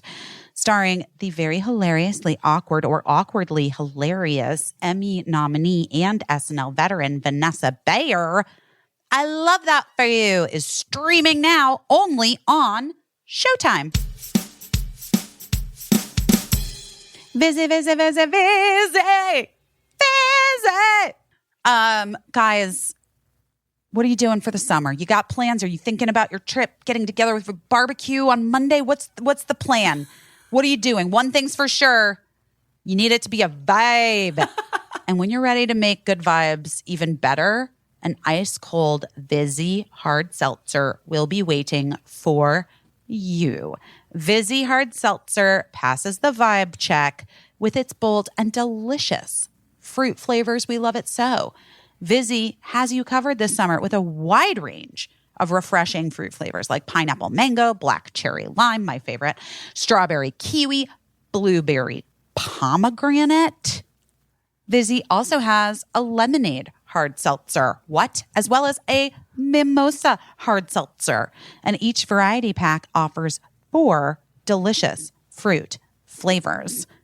Guys, my favorite is watermelon strawberry, or the blackberry lemon, or the raspberry tangerine, or the papaya passion fruit. What about you, Caissie? You know, I'm like pineapple all the time. So pineapple mango is for me, but I love them all. I love refreshing fruit and seltzer. And I actually can't wait to get the mimosa hard seltzer because I love a mimosa sometimes. Yeah. I'm not going to lie. That's good. I love for it. a summer brunch. Guys, Vizzy hard seltzer is the seltzer that passes the vibe check. Vizzy is a vibe. If you're as excited to try Vizzy hard seltzer as I was, here's how you're going to do it. To find Vizzy near you, go to VizzyHardSeltzer.com/busy, B-U-S-Y. That's Vizzy, V-I-Z-Z-Y, hardseltzer.com/busy. And for updates on the latest flavor drops and more, sign up at VizzyHardSeltzer.com/subscribe. Come on, you got to be 21 and older to drink. I'm going to this Planned Parenthood dinner thing tonight. I think I'll be done here in time to go back to family home. Okay. But in case I'm not, I wanted them to get Gina now so that I don't have to worry about it. That makes sense. Because she doesn't want to be alone, Gina. Let me know if she poops and how it is, Mark. There's poop bags. I refilled them. I'm nervous about her. If she's sick again tomorrow. Today she had one normal poop, but then just straight diarrhea. I know, poor buddy. And she's been a little bit lethargic-y. I know. Bye, guys. Well, that's part of the chaos that ensued. So, yeah. So, Birdie was just couldn't get over this idea. Ugh. It was just a disaster. It was bad. Yeah. And I couldn't recover, because I was so depleted. And I talk about this in my own therapy, and we talk about it in family therapy. If my battery is at 0, I have a real, it's so hard for me. It's almost impossible for me to hold the thread.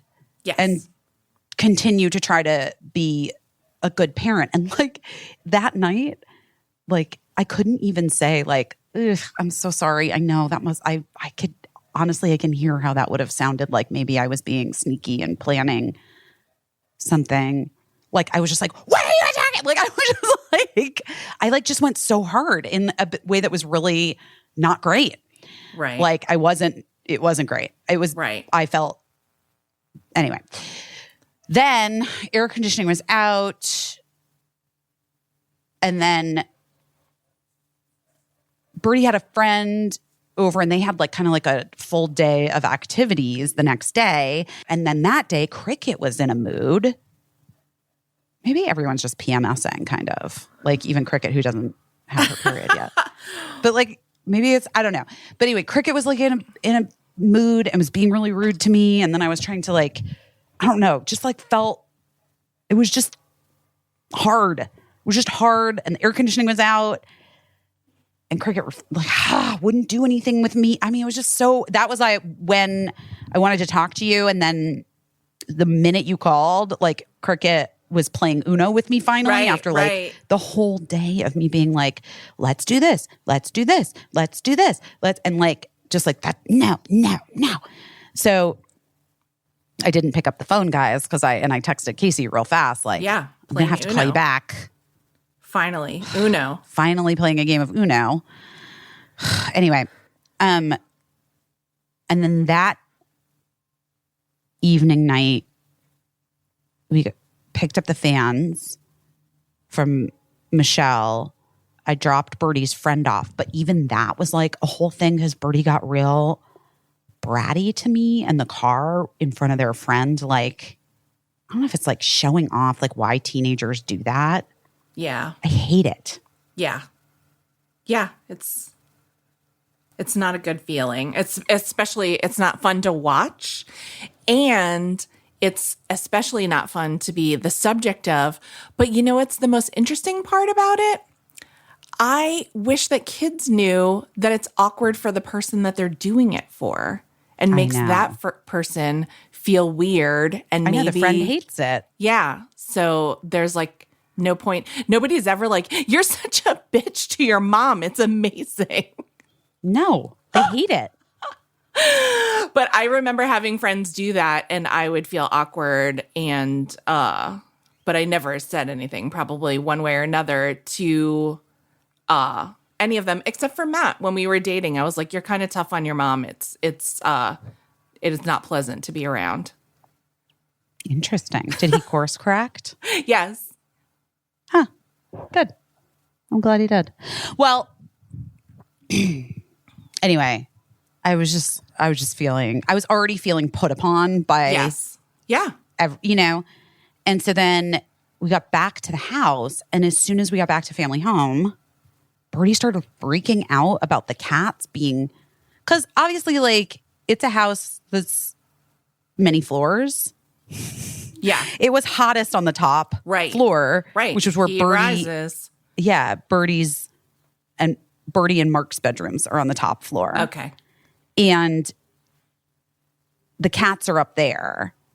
And we still keep them separate from Gina only because Gina just is like, I don't know, she just like wants to eat them. Yeah. Yeah, you can't. Yeah.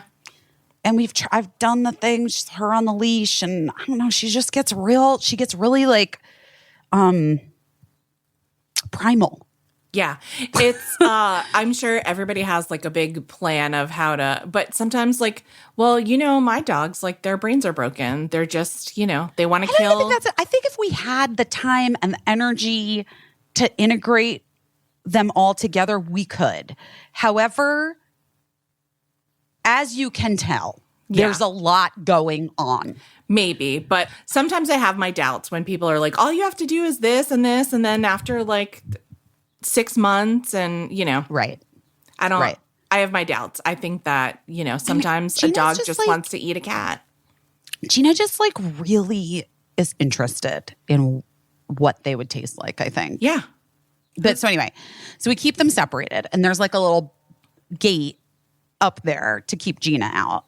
Yeah. The cats clearly could get over the gate if they wanted to because they're cats, but they don't because they're happy in their two-bedroom apartment upstairs. Eaten by Gina. Yeah, they're fine. But Birdie started freaking out about how hot it was up there for the cats.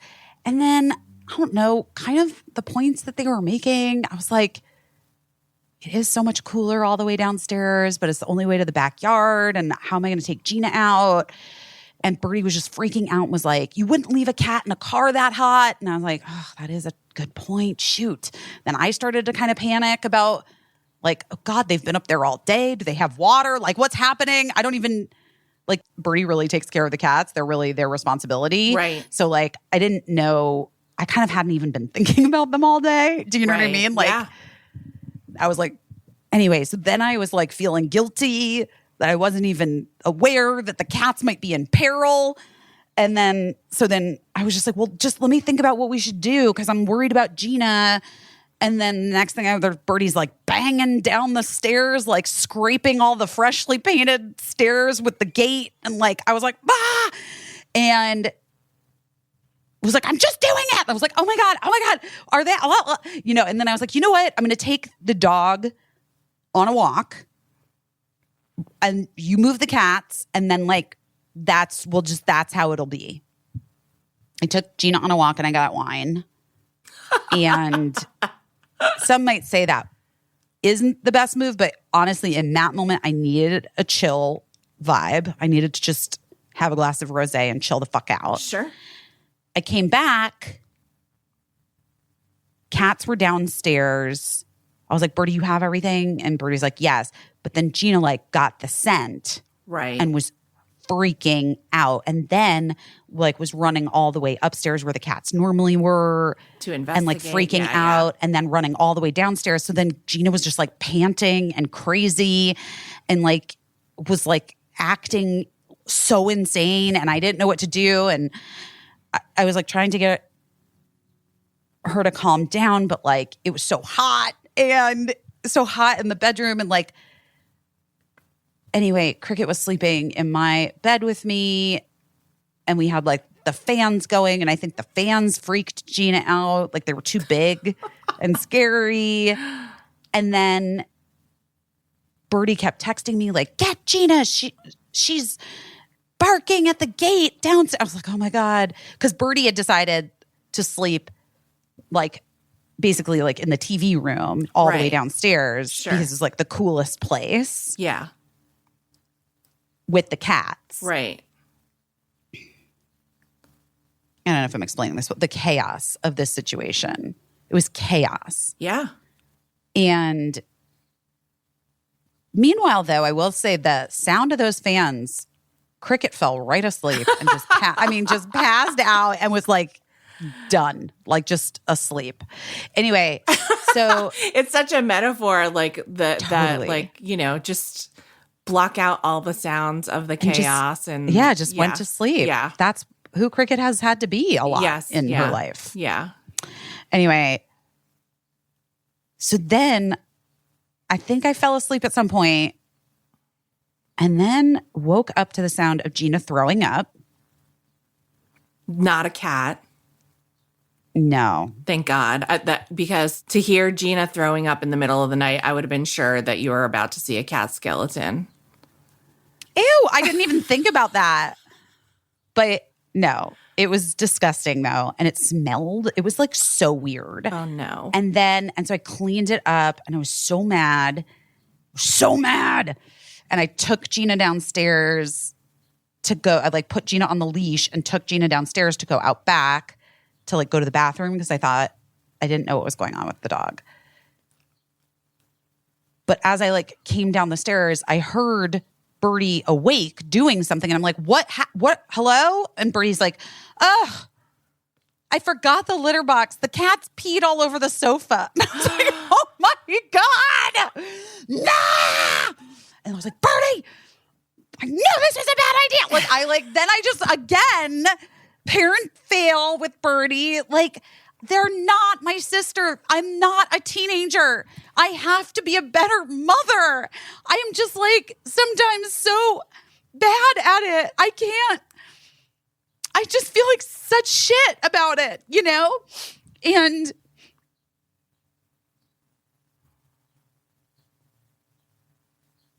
God, they're just a kid. And also, I was scared for the cats, too. And I wanted them to go downstairs because I didn't know what heat does to cats. And I guess I could have Googled it. But anyway, it had slightly cooled down. So Birdie, I was like, just take the cats back upstairs. It's kind of cool. You'll be able to sleep. I'll bring this fan up. Gina went out back. we moved the animals up, but not before one of the cats went underneath the stove and refused to come out. It was like such fucking insanity. And then I as I went back into my bedroom, stepped in another pile of throw up. Oh my God. That was disgusting from Gina. And then I cleaned that up. And I just left the pee sofa because I was like, I'll just have to deal with it in the morning. I can't even like contemplate what the fuck to do right now. And then in the morning, everyone was exhausted. Everyone was mad. I like let everybody sleep in, so we were late to school. Yeah. And then, yeah, I don't even want to tell the next part, but I just really don't. I just really don't because it's too much. But needless to say, I ended up, after dropping the kids to school, sobbing hysterically in a parking garage, like to a parking attendant for 10 minutes. And I was like, and like apologizing to him for trauma dumping. And he was like, ma'am, that is a thing from TikTok. That's not real. He did not say that, but you know, that's what Birdie always accuses me of doing. Trauma dumping. Guys, should we rename this podcast Trauma Dumping? No. Okay. But I mean, listen, I think trauma dumping is sometimes real, but I think it's a pattern of like, if you were going back to that garage to cry to that parking attendant I was going back day, for another reason, which is like what I don't want to like talk about what happened. No, but I'm saying if you were going every day to see that parking attendant and you're like, another thing that made me upset, that would be trauma dumping. No, I was going back because something was oh God, I can't even get it. It's fine. I really don't want to get into it. I'm just saying, yes. You just had a moment with a parking attendant where you just had a little bit of a breakdown, but it's not like you're taking advantage of a long-term relationship with that parking attendant to, you know. Well, listen, they should explain it better on TikTok because I'm kidding. I'm sure they explain it well. I've never even watched. I just know that Birdie always tells me I trauma dump everything. Oh my gosh. It's a challenge, guys. Every day is a challenge. Every day is a fucking challenge. Here's what I will say is that that's a lot. That's a lot of stuff. Wait. What? Then I go back to the house. Well, I was texting Mark because I was like, wait, he was the one that had contacted people to fix the air conditioning or whatever. Yeah. And I contacted, because the guy came the day before, the day Cricket wouldn't leave the house. The guy showed up and then was like, I don't have a tall enough ladder to get up on your roof. Right. I can't do it. Bye. And I was like, wait, what? Meanwhile, the guy that came the next day had the same size ladder, guys. Well, that says something about guy one versus guy two and not about you. No. But I did get like sort of, it seemed like I got a real astronomical price to fix the air conditioning. Yeah, fixing AC during a heat wave in New York City. Sure. Yes. And I was a little bit like, I don't know. It was like just me and Blake was there, you know? Yeah. And I was a little bit like, I think he was like, so do you want to do it? Shall we go ahead and do it? And I was like, then I did the thing because I was like, well, if he's going to treat me like a dumbass woman, I guess I'm just going to be, I'm going to be like, you know what? I really should check with my husband. I mean, I did it on, I did it on purpose because I just was like, you're going to try to take me for all this fucking money. Right. Okay. Well, let's just hold on that thought. Oh my God. But that also meant then the next people we called couldn't come until today. After the heat wave was over. Oh, the heat wave's done. Heat wave's gone. mean, I did sleep with the windows open last night still. Oh my God. With fans on. Yeah. But Gina's had diarrhea since. It's all been a lot. But also, wait, Gina's diarrhea. I came home from LA and Mark sometimes like he does a thing where he like takes so much on he forgets to tell me important things. Like, for instance, the sensitive food stuff, like stomach food that Gina's been on for like a year had run out. Oh no. And he was feeding her like a can from the bodega. Oh no. Yeah, just like random, like essentially the dog went from eating at a nice restaurant to eating like just fast food. Oh my God. So no you know wonder what I mean? Gina's stomach isn't feeling good. Right.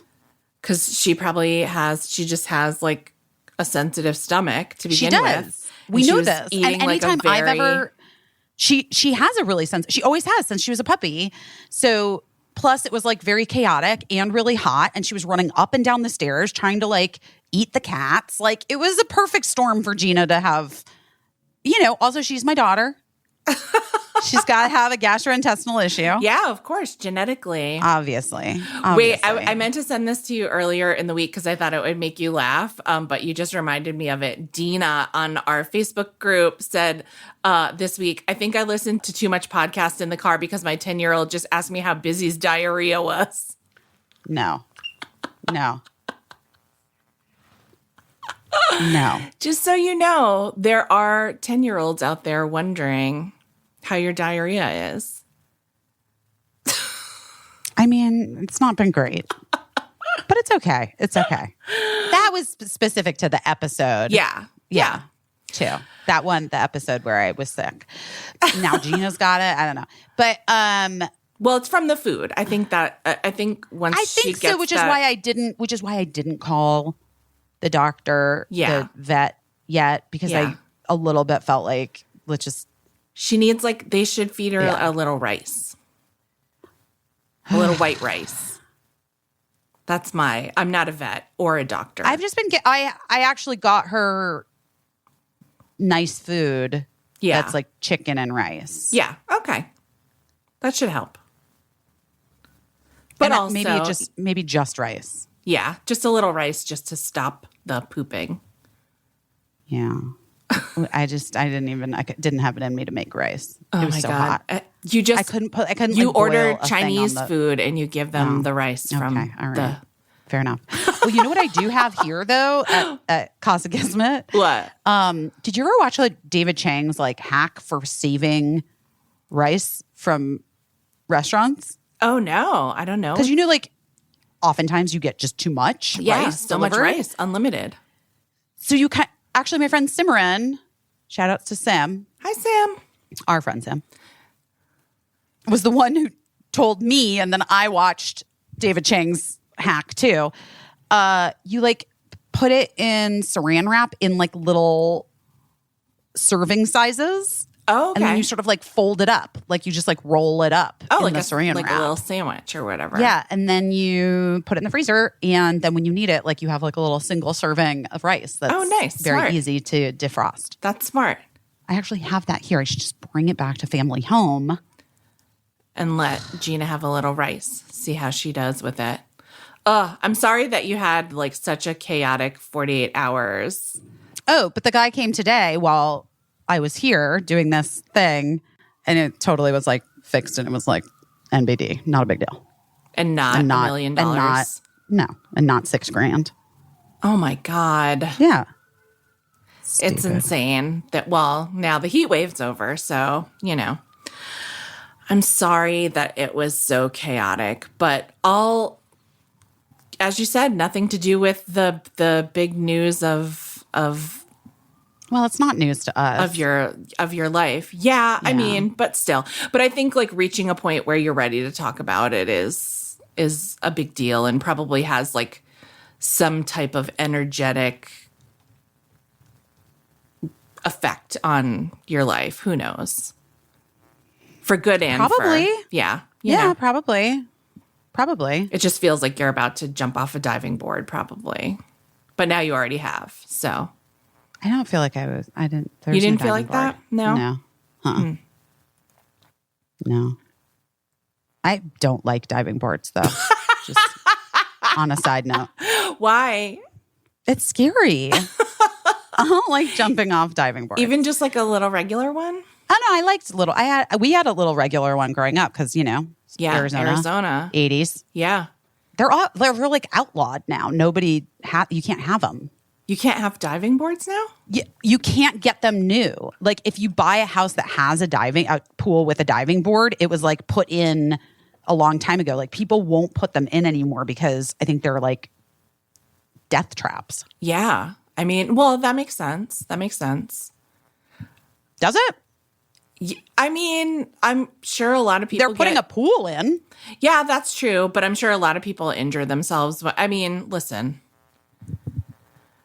who knows? I don't. As usual, someone who wants a diving board and has the means, I'm sure will get one somehow. But I guess it makes sense. I don't know. I didn't know about this. Are diving boards outlawed? I don't know if they're outlawed. I just know that you can't. They're uncommon. You can't like people. Yeah, you just can't. Yeah. Huh. Who knew? But can you still get like a water slide that goes into your pool? Yeah. Okay.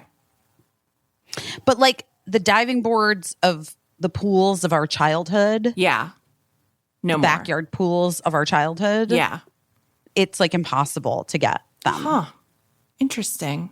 I feel like I spent a full year of my childhood being like cajoled while standing on the edge of a diving board. It is scary. Oh, it's because home insurance. Oh, it's like 5 reasons why diving boards have gone the way of the dinosaur. This all makes sense. Why are diving boards going away? Number 1, pool safety. Number 2, less play area. Number 3, higher insurance. Number 4, stiff diving boards. Number 5, too much pool. I don't know what that 4 even means. and 5, I feel like they only had 3 reasons, and they were just so weird. And I actually think in most cases, homeowners insurance goes up significantly when you add a diving board is the main reason. Yeah. Like who, you know what I mean? That's it. Not everything has to be a list, guys. Diving boards had major spring 15 years ago. Today, it's tough to find a diving board that has much spring at all, mainly because manufacturers are scared of lawsuits. Because these boards are very rigid now, they lose their novelty very quickly. And pool owners regret having them installed in the first place. Interesting. So they've changed diving boards. Right. To be less They're not bouncy. They're not bouncy. No, they're not springy at all. Yeah. They're just like if you go to like the public pool and it's got those like it's like a diving platform, but it's just like 2 inches off of the ground. Right. Which you can just do from the side of the pool. Of course. That's what everybody does. And I mean, at this point, like I don't know, I had a friend who I just remember hearing that he moved to LA. He was a TV writer. And then somebody was like, oh, you got to call him. He's in the hospital because he broke his leg.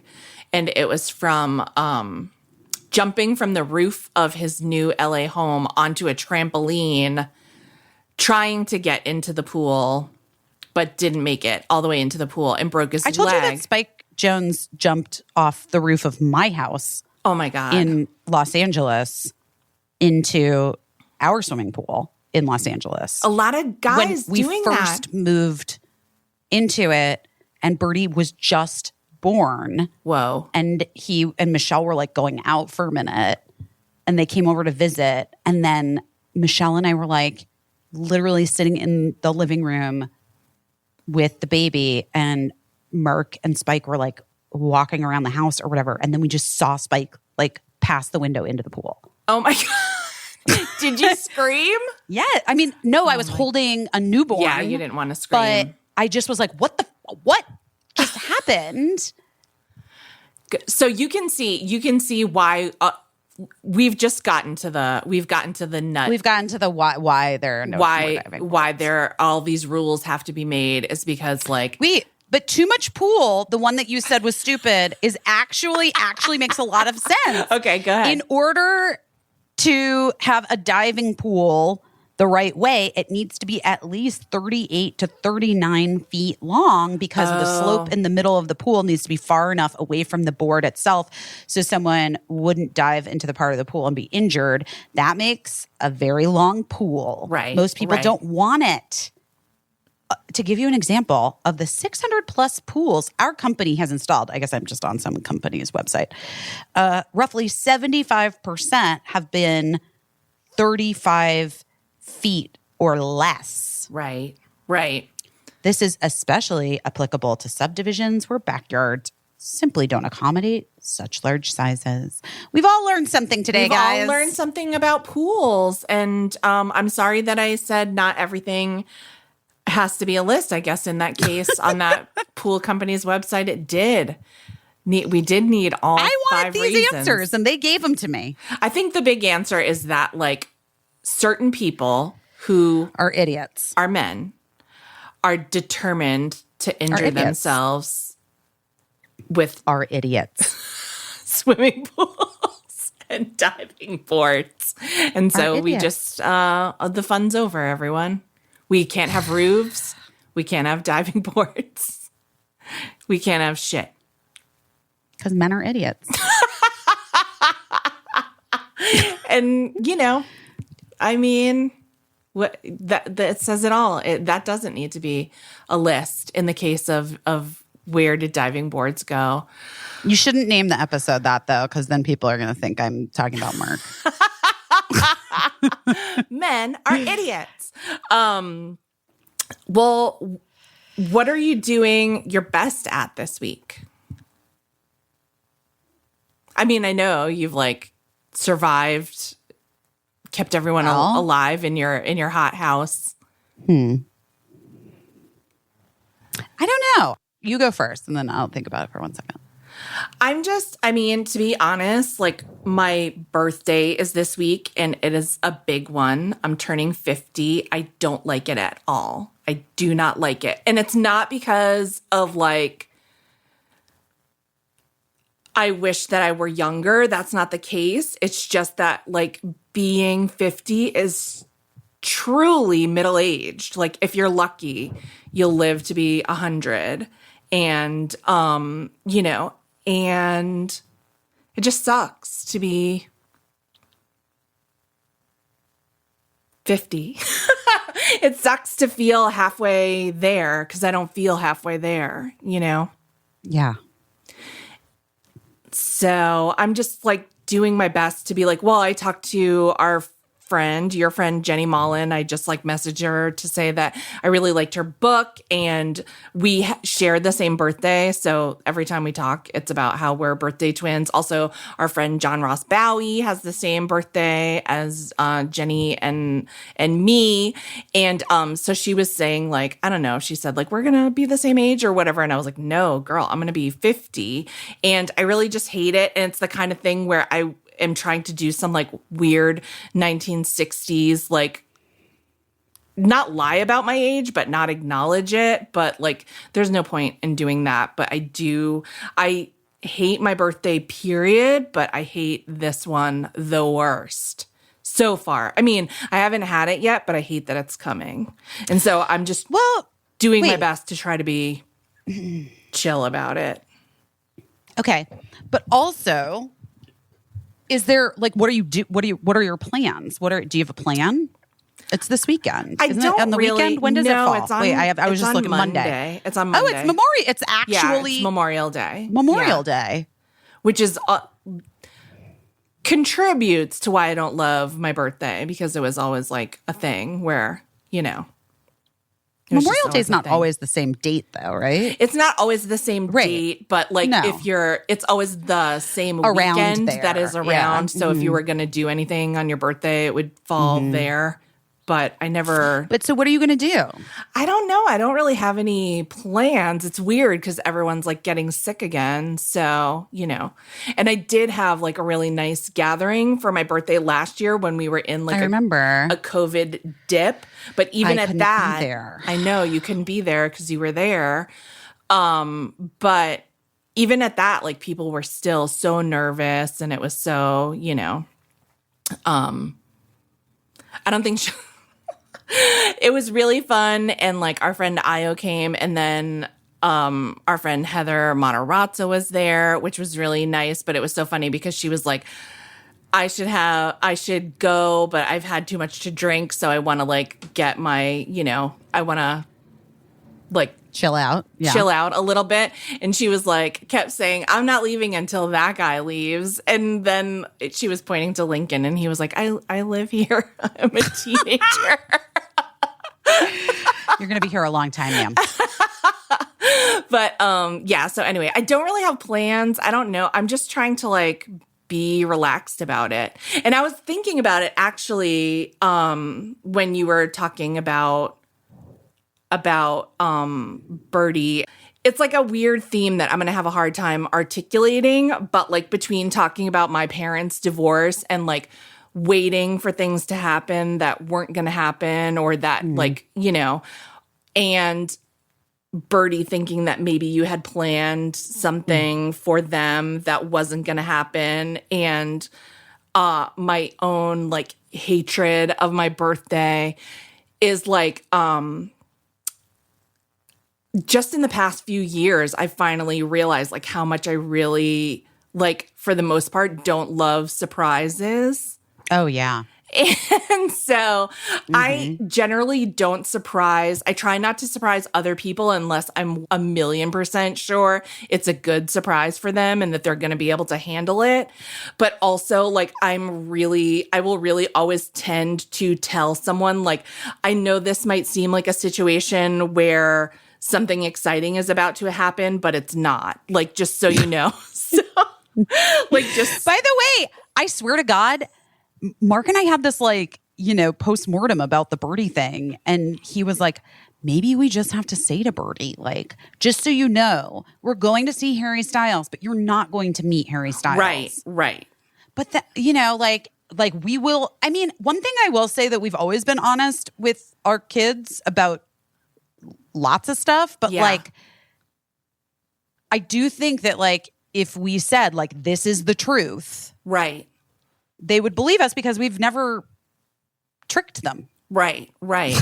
We're not trickers. Yeah. We're not tricky parents. Some parents are tricky parents. Yes. I hate tricky parents. I mean, there's a lot of, terrifying. There's tons of tricking that goes on in raising. So many people trick everything. And also some parents are not tricky at all. And I'm like, oh, that's kind of like, you have to let some things be magical and, like, pretend and, whatever. But for the most part, I really try not to surprise people. And I try to you know what? Worse than I hate a surprise, I hate when you thought there was a possibility of a surprise and it didn't happen. So that's what happened with Birdie. Yes. Birdie just was like, and Birdie also hates birthdays. Interesting. So maybe they're uncomfortable with, like for me, I would hate like thinking, oh, maybe my dad will pick me up on my birthday or whatever, but maybe that's like, it would just have been better if he was like, it's not happening, not this time. But maybe that's a thing. Like, it's too much. It's too much.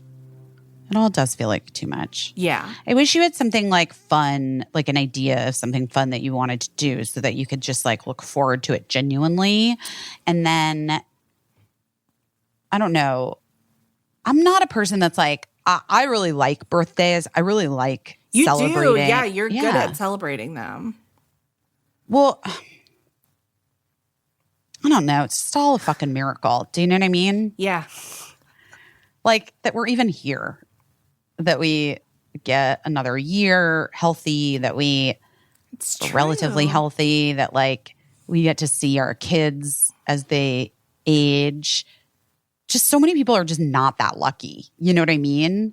And so I just like the way even when I have like moments of being bummed about aging, yeah, I just feel like my overarching feeling about another year is like, even if it's a shit year, it's just like, so lucky that I even get to live through this shit year. Yeah. You know? And see the kind of kids that you have raised and like continue to get to see them. It's true. I know. I mean, I do feel that like logically. I just hate that. I hate that it's the middle of my life and I feel like I'm just starting in so many ways, you know, or like starting over, which I'm sure you can identify with a little bit. Yeah. In this moment. You know. But like, did I tell you about the lady at Hoffman who was 85? Oh my gosh. Wow. No, I don't think you did. Maybe because we're not supposed to like say things about people that are there. But like it was so inspiring to see a person who was so much older, who was like, I want to change the way that I want to change these things that I've been holding on to, like, you know, had their own issues and own things, you know, like, and just, it never occurred to her that she was too old for it. Like, she was just like, right. I don't know. Like, I know what you're saying. I really know what you're saying. Fuck, I know what you're saying. It's just a thing that I guess you have to like, well, you just have to like put it on and get used to it, which is what I'm trying to do by like not avoiding it, even though I really fucking hate it. But there's no other choice, you know? And it is so lucky. Like I think of my friend Lisa Boncheck Adams, who passed away, gosh, it was years ago now. But she was dying of a terminal illness, and she used social media to talk everyone through it. Like, my life is ending, and here are questions that are hard to answer. And like, if you're ever in this position, this is the way that, you know, I wish to be spoken to. These are the things that I wish people knew, and they're hard questions to ask. Anyway. And then our friend Mark Ten Hoopin just passed away in the past week or so, and it already feels like 100 years, and both of them gone way too soon. So I realize how lucky I am to be, whether it's like 50 more years or whatever more I get, but I still do feel like such a kid. Yeah. Sorry. I'm sorry. Why am I the one crying today? Because it's an emotional time. I also cried a little bit, by the way. A little bit. I've cried a lot in the last couple of days. So maybe I'm just like, I don't feel, I mean, I'm like emotional about parts of, but at this point that's why I like didn't, you know what I mean? Like, right. That's why we didn't talk about this at other times. Right. Because it was too raw and too difficult. Yeah. But, I mean, I don't know. That's like, I mean, that's what I always say. Like, youth is wasted on the young. Like, I get that more and more. Like, youth is wasted on the young. It's so true. It's so fucking true. And bless their hearts, they won't know it until they're older because they can't, because you can't. Right. But living, like, you know, and even just my, like, freak out talking about how I fail as a parent sometimes, it's also how I'm amazing as a parent. Right. Is that I'm young and I feel young and I seem young. Right.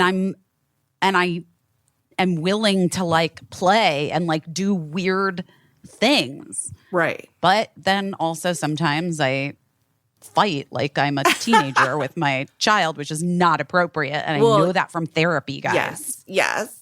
Well, that's how I feel about like a lot of times people will comment on like, oh, you got this voice really good in like writing. It's so important to like get a voice or whatever. And that's why I love YA literature. It's why I love like television that's geared to young people. And I'm really proud of myself when I can do that. And I always say it's because I still feel 15. I still feel 16. Which is great for that. But well, it's great for lots of reasons. Yeah. Caissie. and also like whatever. Consciously uncoupling, 50's the new 30. Age Who is fucking just a knows? number. Age is a construct. Time doesn't exist. It's all whatever, wherever, however. Live your life. Be happy. Celebrate your fucking birthday.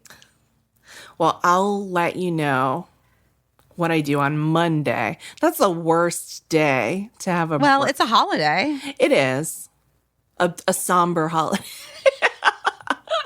It's true. A somber holiday where that just people just barbecue. Yeah. It's so weird. The barbecuing, it's so weird. Let's do a charity live thing, stream, live, whatever. What are those things called that we've done? Like a party. Let's do let's do a birthday party for charity. Would that make you happy? I don't know. We could do on Zoom or what's the thing? The other side thing? door. Side door? Yeah. That could be fun.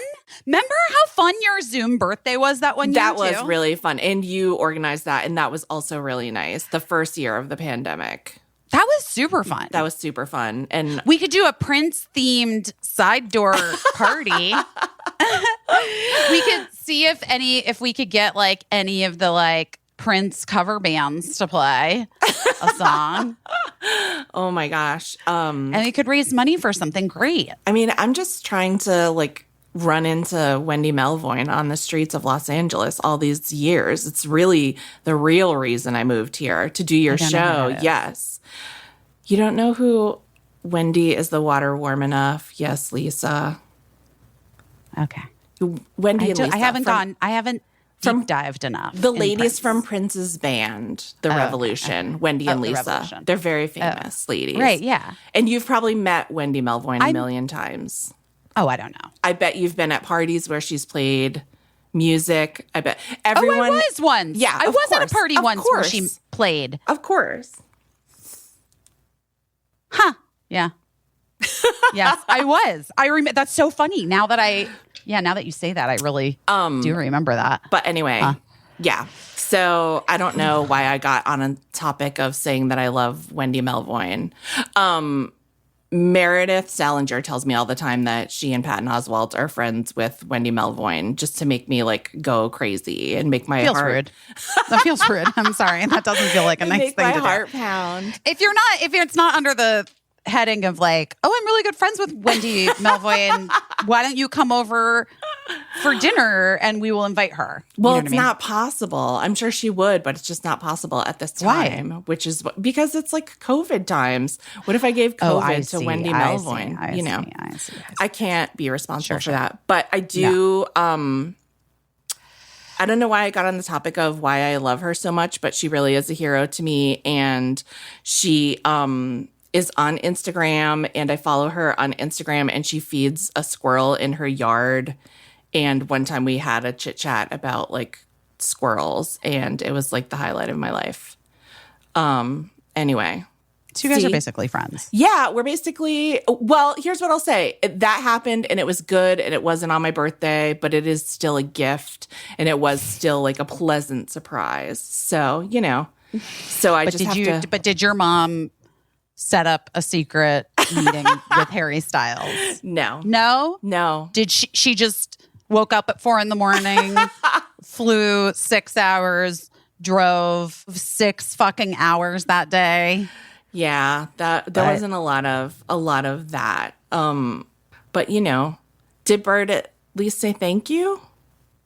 I mean, I don't know, maybe. Okay. Because I would like to say thank you for doing that, because that's a huge thing. and something that they'll never forget, even if they didn't remember to say thank you. And I think that you don't get thanked a lot. What gives you that impression? Oh, Caissie, I love you so much. Well, I love you too. And I really do get it because I feel the same way. And I actually talked to my psychiatrist today.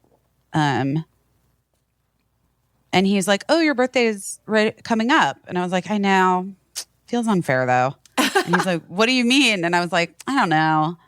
Feels like I shouldn't be turning 43. I should be turning 40 again because I feel like these last 2 years fucking blow.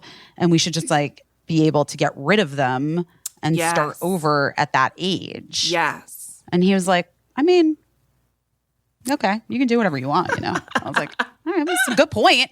That's all I'm saying. If you want to be 47. A few more times. Who cares? Age is nothing but a number. It is, but then, yeah. I know. I know. I get it. I get it. I really do. Yeah. Maybe I'll sort it out at some point. Maybe we should just have like a giant party for you. That's what I'm saying. That's my fix. Well, don't do it. Let's not do it on Monday because everyone will be very busy somberly grilling out of town. That's my lifetime of maybe experience people, like, talking. Don't have I don't have any plans this weekend. So that's good. I think it's good not to have any plans. Like you've been planned to death. I guess, but then also, I don't know. Here's what I'm doing my best at this week. Yeah, let's hear it. I felt dragged hard by the few days, like as a parent and as a human and just like, and mostly just as a parent and like felt like a failure like multiple times. Like I've failed. And then yesterday, I was going to go pick Crix up at school. And I texted a mom friend at school, which I like really don't have that many at this school. I mean, that's true. But I texted her and I was like, hey, you know, is your kid available to play with cricket after school? And she was like, yeah, I'm like heading there now. Should I take them to our house or do you want to take them to yours? And I was like, well, it's sort of up to you. I'll come meet too because the way that the sign out works, like it was too late to make the plan to, right? Yeah. So went over there and we told the kids that they were going to get to play together and they were super excited. And then she was like, let me take them. Like they'll be so happy on the roof of our building. They've got all this stuff, whatever. And I was like, great. And she's like, but then come over at like 4:45 and we'll just like have a glass of wine on the roof and the kids can play and whatever. And I was like, that sounds great. So in the time that I had after school before going over to their house, I went to the grocery store and I like bought food that the kids, that's like better than what they've been. I've been like very complacent. I feel like I've been very much like we all have. Like I just have noticed that I've been like very like path of least resistance with my kids recently. Yeah, like I've been feeding my family on paper plates because I can't take it. I gave Cricket. Cricket had Taco Bell for dinner the other night, which is like I have some standards. Do you know what I mean? And like Taco Bell for dinner is like definitely outside of the thing that I would think is okay for. I didn't even like heat up a vegetable to go with it. I just was like, here are your bean roll-ups. Goodbye. Yeah. You know what I mean? Yeah. And all this screen time, I feel like makes them really cranky and really rude and all this stuff, right? Yeah. It does. We know it. It's like proven. Yeah. My kids used to be such fucking assholes when they played Wii, like Nintendo Wii. That like in fact, they are the ones that wound up rejecting it because they were like, we turn into like monsters. We hate it. You guys, I mean, those kids are special because my children are like, what are you talking about? It's fine. The problem's you. Like, oh, okay. But anyway, I just am like, I need to do better for these kids, right? So I did that, and then I got like these little, like, inexpensive but like outdoor game things to do in our backyard. Yeah. Later. But I bought all this like food, like fresh vegetables and fruits, and then I almost started crying because they had Harry's berries at this grocery store from California. Harry's berries, from the Hollywood Farmers Market. Harry's berries, and the guy was like, "Ooh, you really know." Swear to God, the sweetest like produce man, and he's like, "You really know your berries," and I was like, "Sir, I am from California. I know my berries." Anyway, they were all kind of like laughing at me. And then I bought so much stuff that the lady at the checkout also, like, you have to check out yourself now everywhere, which is like exhausting and must be exhausting for the people working there too, because they still have to help you anyway. They still have to help everybody but it's just like not official. Anyway, but the lady that was helping me was like, "Do you live close?" And I was like, "Yeah, I had my little rolly cart." But she's like, "Yeah, you can't carry all this." And I was like, "I really think I can." And she's like, "No, where do you live?" And I was like, "A block away." And she's like, "Okay, come on. I'm going to walk. I'll be back." And like just fully walked me with my groceries home. And it really like turned my mood. It was like kind of amazing. You know what I mean? Yeah. And then Birdie was happy with Adelaide, the babysitter. And then Birdie was like, "I need to take a nap. I'm exhausted." I was like, "Well, yeah, none of us slept last night." Right. Because of the cat dog debacle. Yeah. So Birdie like took a nap. I went over to the friend's house. Yeah. We hung out on the roof and had some wine. We were like doing one of the little craft things that I had gotten for the kids. We were like all doing it together through no screens in sight. Nice. It was like so nice. And Cricket was in such a better mood. And then we got home and she like got in the bath with no issues. And like, it was amazing. Yeah. And I know that every day is not going to be like that. You know what I mean? Yes. I get it. Yes. But if I had just 2 of those days a week, a month? I don't know. It felt like I was like, oh, I can see how sort of like small things make just such a huge difference, you know? Yeah, they replenish your ability to do anything. They recharge your battery. That's why, getting thanked for things is like really, that's one of the things that like recharges my battery when I've done something for someone and they acknowledge, "You did this for me," having something done for you. Mm-hmm. I mean, you have an assistant and you have a babysitter, but I mean, like just someone doing something for you, because I'm not paying them. You're not paying them. Yeah, that they just want to do for you. Those are all like that lady at the checkout lady. Yes, and I literally was like, "I don't have any cash or anything. I'm sorry. I should have cash on me to tip you or whatever." And she was like, "No, it's fine. It's a nice day out. I get to like walk a block." Yeah. I was like, "Oh, there you go." But like those are things that like, and I just think that like right now you're in the thick of it and you don't have a lot of, your kids aren't the age where they're hyper aware of being grateful, or like they're probably not thinking of things they can do to help you out. But no. So just cooperating, that's like a nice thing. But you have a lot. You have like 2 dramatic cats, 1 dramatic dog, 2 children, co-parent. And you do. You need 2 days a month where everything is just smooth. Yeah. And it would be so great for everyone too. Yeah. But isn't that like the wild thing about life? Like that's how I've always dreamed of living, but it's so hard. Why can't everything just go in the right way? Why do things have to be such a struggle? And especially when it can feel like in the moment, even though it's not necessarily true, but it feels like the struggling sometimes is like a little bit of a choice.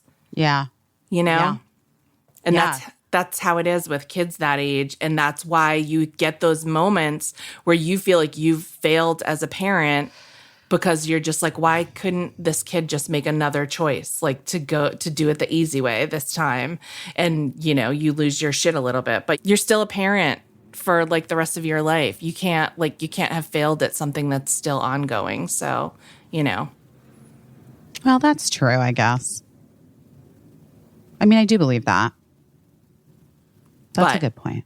It's really hard. And I wish there was some service to like tell you, like, you know, that like, thank you for that. And thank you for doing that. And that was really kind of you. And that was thoughtful of you. And that was above and beyond. And here, let me get, what do you want? Some ice cream, some iced tea? Words of affirmation are your love language.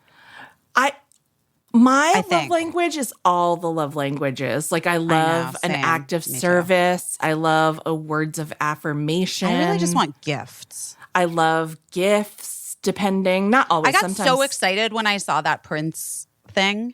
It's so cool. It's really, really cool. And it's like in beautiful condition. Like whoever had it took really good care of it. It's in perfect condition. So thank you. You're welcome. It's beautiful. Happy birthday. Thank you. Thank you. Yeah. But all the love languages are my love language, which is, what does that mean? Is that bad? No. I get it. You also want different things at different times from different people. Yeah, I think that's true as well. Because sometimes, like, my husband loves to do acts of service, and sometimes it, like, makes me nuts because I'm like, you don't have to. And then we get into, like, a thing about how he's like, I just want to do this for you. I just want to go get your charger cord for your computer for you. I really like acts of service if it involves bringing me a large cup of water. Which also I've passed on to Cricket, which is hilarious to hear Cricket yell down to Mark, Dad, can you bring me a big cup of water? And it's just like, I know that in his head, he's like, I thought that I was done with this. And now I have to continue to do this. But no. Because I love this tiny version of the person that I married. Oh my God. Oh, we laugh. We laugh. It's just, we have fun, guys. We have fun with the ups and downs. We don't know what we're doing. Wow. Doing our best. And we love you so much. We love you guys. I gotta go. I gotta go get ready for my dinner. You do. I mean, we're on different coasts. I know. It's so weird. Confusing. It'll never stop being weird. No, I know. It's weird. All right, guys, we love you. We love you so much. Questions, concerns, comments about my marriage, keep it to yourself. I was going to say that, but then I was like, I don't want to sound like a school marm. But then I was also like, yeah, I'm glad you said it. I'm glad you said it. Thanks. Not interested. Thank you. Love you. Love you so much, but just really not interested. But I love you so much, guys. And thank you for listening. I don't know what I'm doing, but I'm doing my best.